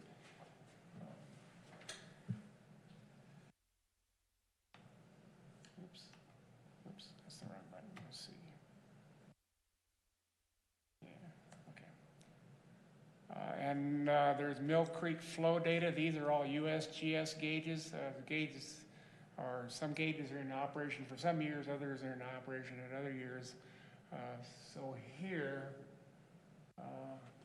the red data is, they apparently had a gauge down near town Yeah, some and they years ago, stopped. and it's now out of service. Yep. And now we just have this Mill Creek above Chevy, which, by the way, as of a week or two ago, was flowing more than 50 CFS. That's a lot of water. And Dana was really happy as long as Ken's Lake doesn't explode. Okay, let's put it that way. So what we see typically, as you can see, is a lot of relatively mundane dry years, followed by the occasional wet year like the one that we just had. So if we have young water, relatively young water, and shedding a series of shallow aquifers out there through which Mill Creek cuts through it all, we can survive those, okay? And so that's good to see that Ken saw that so far as we're concerned. But if we get an extended drought, the question comes up, how long will it hold up? So these are some more reports. Since I don't have much time, I think I'll skip over much of these. These are all part of phase 1 Combs report. You can read about them. For me, the really interesting part of this guy is not so much us. You notice what a big watershed area we have to collect from? That's very good news for us. For the folks, I was just down at San Juan County at their commission meeting yesterday, and water keeps coming up down there from those folks. But this watershed over here is sourcing Pat Creek, which is sourcing San Juan County's wells, looks to me to be coming from a much smaller area than what they. Now, I think they've got a more difficult water problem just for that reason, along everything else. And Kyle and I have been talking about how Ken's Lake over here, lead from here, is believed to be sourcing their one and only well they've got out there, which is sitting next to Johnson's up on top. And Ken offered the opinion the other day that if they were to fix the leaks in Ken's Lake, these wells are likely to certainly flow a lot less than they are right now. Maybe change water quality, I would think, from what I thought I was hearing. I'm not going to speak to that right now. Okay, so this is about Kayenta Springs. Let me skip some of this because I think we don't really have time. We'll talk about it later on. There's a whole bunch of new wells that the USGS drilled as part of their study. So I've got a whole pile of wells. Each one of those dots is a monitoring well in the lower valley. And this is the portal right down here. But most of them don't have data that goes back very far, so it wasn't any use historically. And here's another picture extracted from the USGS report. The interesting thing about this one is, here's the hydraulic gradient on the north side of Mill Creek. And the water flow always flows perpendicular to the gradient. So we've got water coming down this guy. You notice it doesn't really cross into here. One time they thought there was a lot of water flowing, recharging the upper end of the aquifer. But now I think they don't think so much. There's a relatively modest flow of Glen Canyon water coming across Jones's up on top, which is bad news for Spanish Valley, the upper end of Spanish Valley. Here's some nifty charts. I did, by the way, if we ever want to get into it, manage to get USGS groundwater flow modeling tools to work. You can run it on any computer, and it's not difficult to set up, not too many apps. What did take a long time was learning how to use it. They got a lot of instructions, but like any other complicated program, it's never all there. So it only took me a few weeks of struggling with it before I finally got the first model to actually work. But when you do, it's really kind of cool because you can see the effects of slopes and one well drawing down the other and stuff. Yeah, or if there was ever contamination and you could do it, you could kind of estimate where we would have to remediate. For example, I was thinking about trying to model this little diagram right here, for example.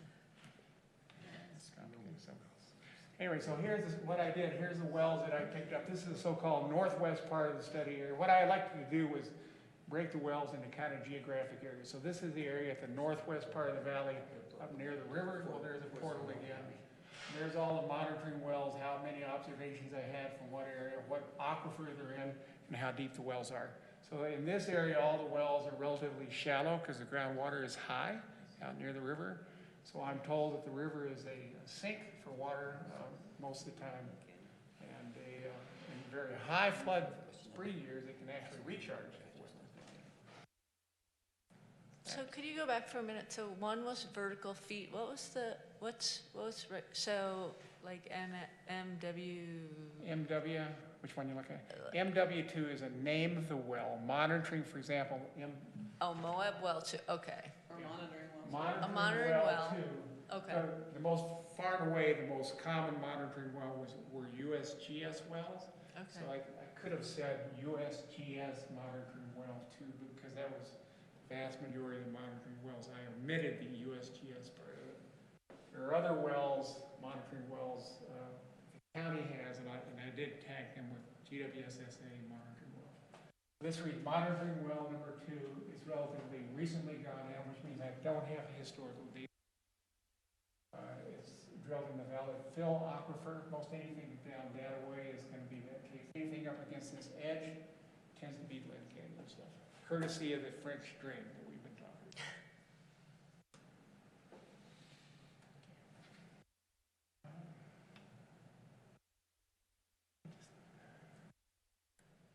Take a step back there for a second. I'd like to. Mike? Next one. Mike. Next. Can you hold that for a second? Yeah, want to go back? No, just right there. Okay, so this is the next part of the area. This is the golf course area. This is the fracture zone. Mill Creek is up here, and this is all this fractured rock. It's leaking water down in here. So this is city well number 10. It's in the Glen Canyon aquifer. I haven't been able to get out of the city what those well depths are. I can't find it in any of the BWRI reports. These are the 2 big wells that the city uses. The well logs should show that, shouldn't they, when they drilled them? Apparently he couldn't find it. Apparently. I think they're a couple of 100 feet deep as well. There's a set of old springs that historically used something, historically at one time was called Bird Springs, out over here. Bird Springs, there were 3 of them actually, and then in some of the reports they concatenated all these guys together just to call them Bird Spring. And then there's this thing called Somerville Springs, which I'm not sure if this guy's still in use or not. I think so. And the monitoring wells that the agency does, This one right here. Which agency? the GWSSA? GWSSA. they have 2. They're supposed to do 2 when they, There is another one farther south. So it's on this other map. okay. So the monitoring well from GWSSA is not used to pump water, correct? That's correct. Thank you. They made him do it when the city needs protest. Okay, so this is the 3rd group down. These wells in here were the subject of the drawdown study that the county commissioned to Sunrise Engineering. Jeff and I participated when they actually presented that. So here's a Chapman well. This is the one that they're using heavy duty for culinary water production. This is a private well. Here's another USGS monitoring well, and they have good historical data on that one. Here's some other wells that I think are in the valley fill aquifer, even though they're near the east edge up here. Sometimes it's hard for me to tell. And then the Spanish Valley well, which was not really used during this thing. It's kind of parked well away from these other wells. Mike, can you explain, how can a well have a straw in the valley aquifer if it's 120 feet deep, and not that far from it, there's one that's in the Glen Canyon aquifer that's only 131 feet deep? Are they on top of each other? Yeah. Oh, okay. I mean, when I say that, the Glen Canyon aquifer comes down from the east. It's faulted right at the east edge of the valley, and the fault creates, in some places, at least at the golf courses, according to Ken, creates a block there. So water that comes down fractured Glen Canyon aquifer hits the block and gets pushed up into the valley fill aquifer that overlies it. And I think those layers are fairly thin. I mean, I think we're only talking 100 or 200 feet of thickness of the valley fill aquifer. These are the kinds of things we should be asking Ken. I'm just a lowly data taker, because I was confused about all that too. Okay, so here's just a chart which we don't have to go through, just for reference sakes, list all the wells that I could find, monitoring wells and production wells on which I had some sort of data. Of those wells, only some of them actually had historical production data that I could use. That's this list. By the way, the spreadsheet includes lat and long coordinates extracted. So if you're ever trying to find these things and make maps of where these things are, then those sheets are really handy for that.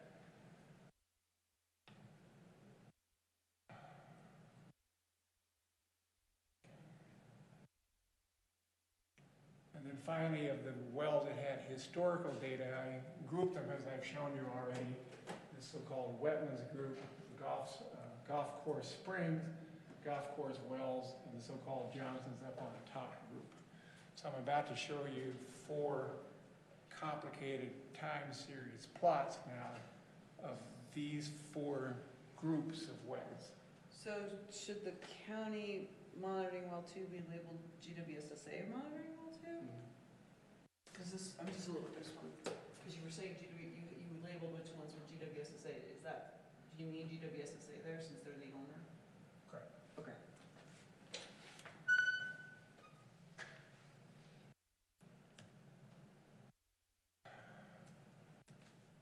Okay. So here's the first group of wells. This is the northwest end of the valley, up near the river, the so-called wetlands group. This is the area where Scockle Springs is. All these charts, once you get used to looking at the top 2 bars of them, this is identical in all the charts. First one shows, there's actually several coordinates here. You really should read this as 0 precipitation. In other words, that's why none of these little dots go below 0. And it's scaled arbitrarily. I chose it just so it would fit into this little bar up here. So it's just a relative indication. At least it tells you what are dry years and what are wet years and so forth. And over here I've overlaid the snowpack data, which I have more recently. Below that is still another chart, so-called stream flow data. Again, this is North plus South Fork and Mill Creek up until some years ago. And then this is just the Mill Creek above Sheely Tunnel with all the rest of this other data. So again, this is a good example of how most years up there are so-called dry years separated by the occasional really wet year. We're going to have another really wet year out here before. So that's what recharges it in a certain sense. And this little guy right here actually has units on it. No, I'm sorry, that's wrong. This is spring flow, okay. So this particular chart has both spring data and well depth of water measurements on it. So this is Skakel Springs. And its flow is, I think, by the way, these are all records that came out of the Utah Division of Environmental Quality. The city apparently is required to file these reports every year. So they were very helpful. And sporadic use, I don't really understand. This is bizarre.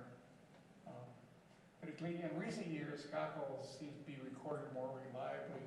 And I show a declining trend over here. Well, yeah, this guy, you can look at this, you could probably read into this anything that you want.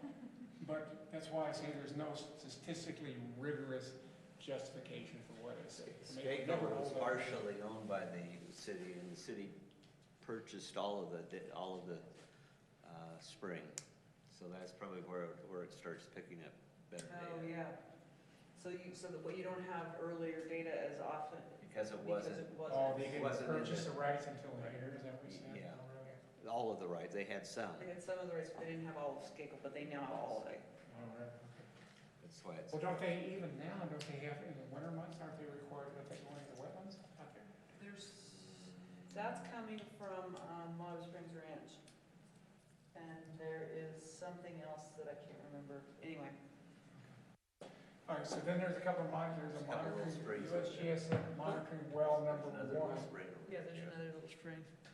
So for all the wells that I'm about to show you, this is real typical. I had to choose where zero was at some point. So I typically chose zero to be the start of data. So that point is on zero. Now those are that's the well, right? That's correct. Which well? Monitoring well 1 and monitoring well 3. Monitoring well 3, which is, he's going to show us a bunch of wells. Yeah. So I'm not sure we need to dive into it. Okay. Here since 1900. So this is 1980. Okay, and that's the early that came up for a while, and then this is strange. I have no idea what's going on here. And if you look at this long-term data here, I see by eye what appears to be a slow declining trend. Same way here, see these other little guys that are kind of hidden by the axis? This is monitoring well 3. And you can go back to the map I gave you and see exactly where it is. And like I say, go look up the USGS coordinates and take your GPS receiver out there and walk right to the site. That's an USGS well. But here's another well that appears to be showing a decline. Both of them. Both of them are USGS wells. Now this is not much. This is like minus 20 feet, plus 20 feet. This really is scaled here. So this is only a few feet difference between, and this is down close to the river, so it's possible that when there's a really wet year and the river runs high, it's recharging some of these wells. What's interesting to me is looking at what would be 2011, and they didn't go up because the river was at 49,850 that year. So you would think that, anyway, that's an aside. Really? The river was high in 2011? 2011, the river was very high. Really? Interesting. Was the river running high now, Cara? Do you know? I mean, Right now, not really. What's happened is it went up to 22.5 the other day, and then because of all the cooling, it's back down to 13-something. There's a couple guesses going on, projections I've seen of it, maybe around 40 this year. But it depends on how it melts. If it melts all at once, or if it melts slowly, we'll get a long, slightly raised, or we might get a big spike. But that's depends on the weather. Okay, this is the golf course springs area. Same preset data, same stream data. There's only 2 springs, like I say, Bird Springs 1, 2, and 3, which you saw earlier in 3 different locations. They're all concatenated into one reading, and then the Somerville Springs as well. But this is interesting because Lake Powell, they had a wet year in 1983. And that was the year, notably, the second and only twice now has Lake Powell ever filled up. And 1983 was the last time that it filled up. And so I don't really know, maybe you guys can know, but why these wells went up during this time. Both of them did. I'm sorry, the spring went up. I have no idea, but subsequent to that time, it appears to me, again, my eye, to be slowly declining. Well, the Ken's Lake was put on board about in 80 or around there, so which took a lot of the wells off of the Glen Canyon aquifer, supposedly. And so is it possible that once they started irrigating from Ken's Lake instead of And domestic. and domestic.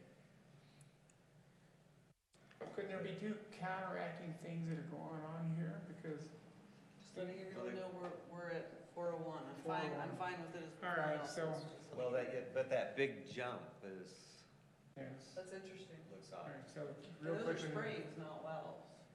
Yeah. Here's golf course wells. Well, they lost the one spring in 77 or so, and number 3. Wasn't Bird that Springs really dry three. time too? Or Golf was it course, out of the 74? golf course, and then it came back. Right, was it like 74 or 77 that was really dry? Well, Mike, keep going. okay. Keep going. Keep going. Okay. So here's golf course wells. Again, this is monitoring well 14. This is a USGS well. It comes up dramatically at that time, but then it kind of slowly is more or less and then tapering off. I don't know what this is. Here's a county monitoring well, and he's been kind of stable. If you want to try to read a short-term drop here. See, they took this data as,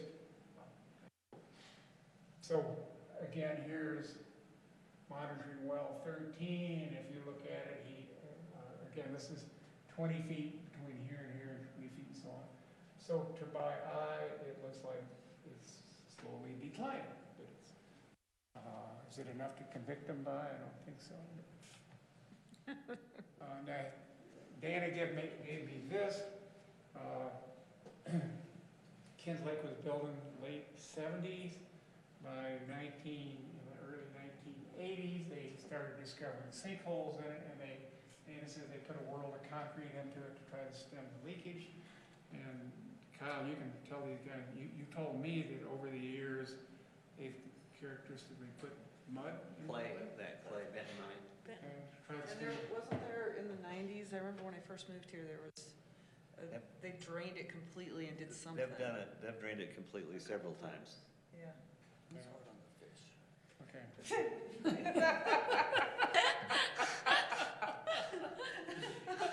Yeah, it's Once you stocked get fish down to the though. little It's puddle, stocked fish, so. Keep going. Keep going. All right, so now we're farther south now, right up against the edge of Johnson's up on top, which, again, is sort of a watershed divide. Most of the water out in that area is coming down from Pat Creek, but, so this is supposedly well drilled in the Glen Canyon Group area, and so take this guy, for example, the little colorful purple thing, that's a monitored well 15, and again, he showed an increase up here and slow drift downward subsequently. Here's another one, here's Chapman himself, this group of readings here and a lower group of readings there. The only anomaly in all this thing is this Mr. Purple here, this is George White well, number 5, which is actually, must be a county well. I think it's a County, yeah. the Conservancy District. He's going up, and I'm holding my breath about all these readings there, right? Because the actual data that they presented in the report that Jeff and I looked at, the tables are full of things like, I mean, they're making depth of water measurements, and they'll make them for a few months, and then the next year they'll start off and they'll say, recalibrated water level has changed by 53 feet. And I'm going, 53 feet? And they don't really explain it, they just use a new zero reference mark. I have no idea what's going on. And I talked to, what's his name, about this, and he didn't really give me a comforting answer. So I think it's questionable, the whole thing. Okay, a couple more charts and we're done. So, Mike, when they, do they go by sea level feet or? No, it's just a, No. They just go Some- by, some datum at the there's top. no point.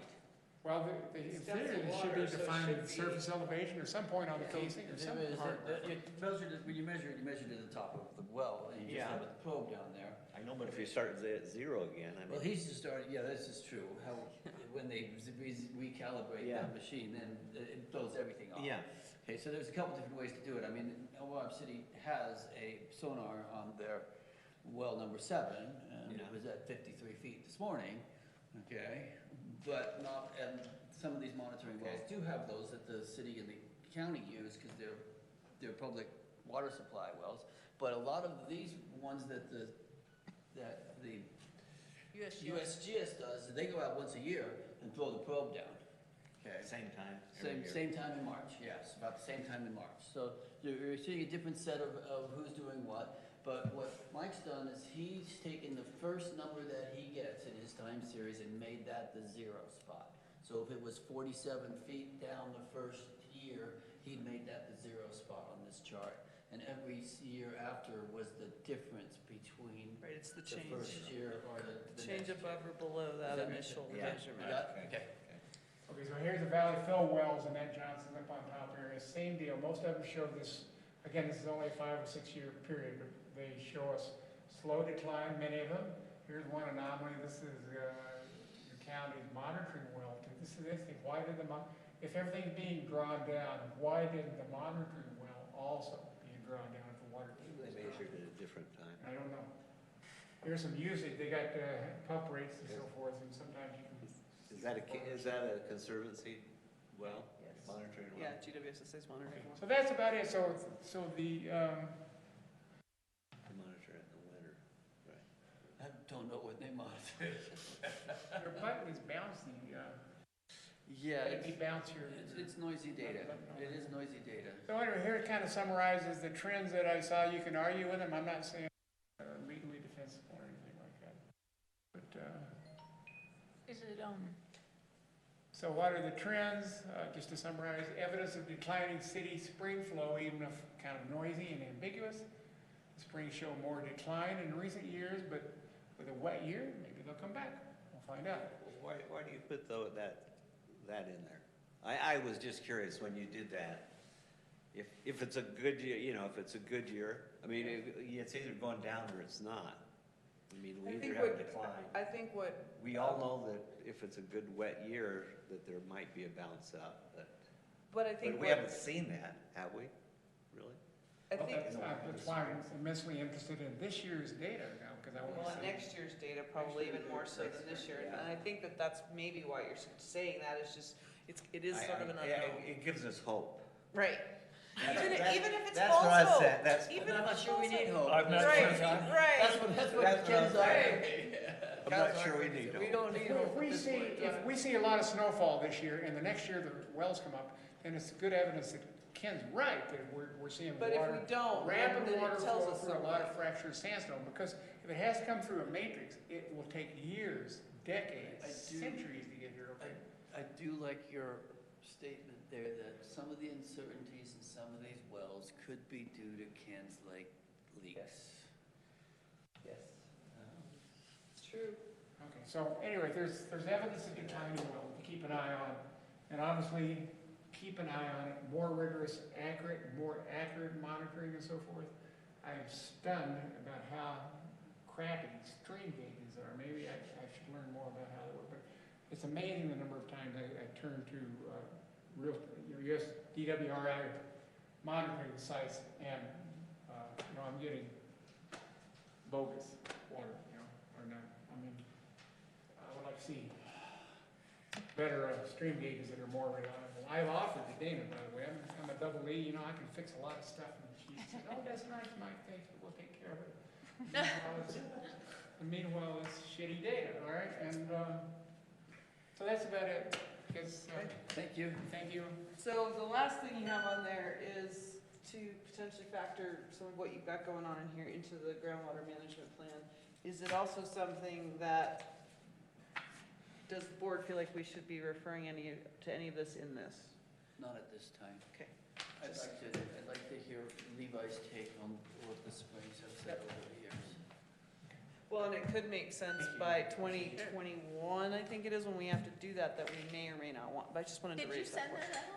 Okay, anything else? I move to Okay. adjourn. I think one of the things we need to notice is that the springs and wells, both in the original HESA report, no, excuse me, in the current HESA report and the third revision, they say that springs and wells are the best measurement and one of the major components of how they're figuring the water budget. And I think the question I want to ask Mike is it really that rigorous? And I think the answer is no. So the very best data we've got, according to two sources, and I know Arnie's got a very reasonable question about this, is kind of shaky. And I think that's important to know. Okay, so we are, thank you for the time. We are 11 minutes over, and it's Arnie's birthday, so we can go. Is there a motion to adjourn? There was a motion to adjourn already, but these, Oh. we already, What do you mean by fakey then? him and he seconded. What do you mean by fakey then? It was a minute ago, but that's okay. No, I mean, because it's sort of shaky. Oh, shaky. Yeah, yeah. Oh, yeah, absolutely it is. Because that's, you know, the big deal about could we believe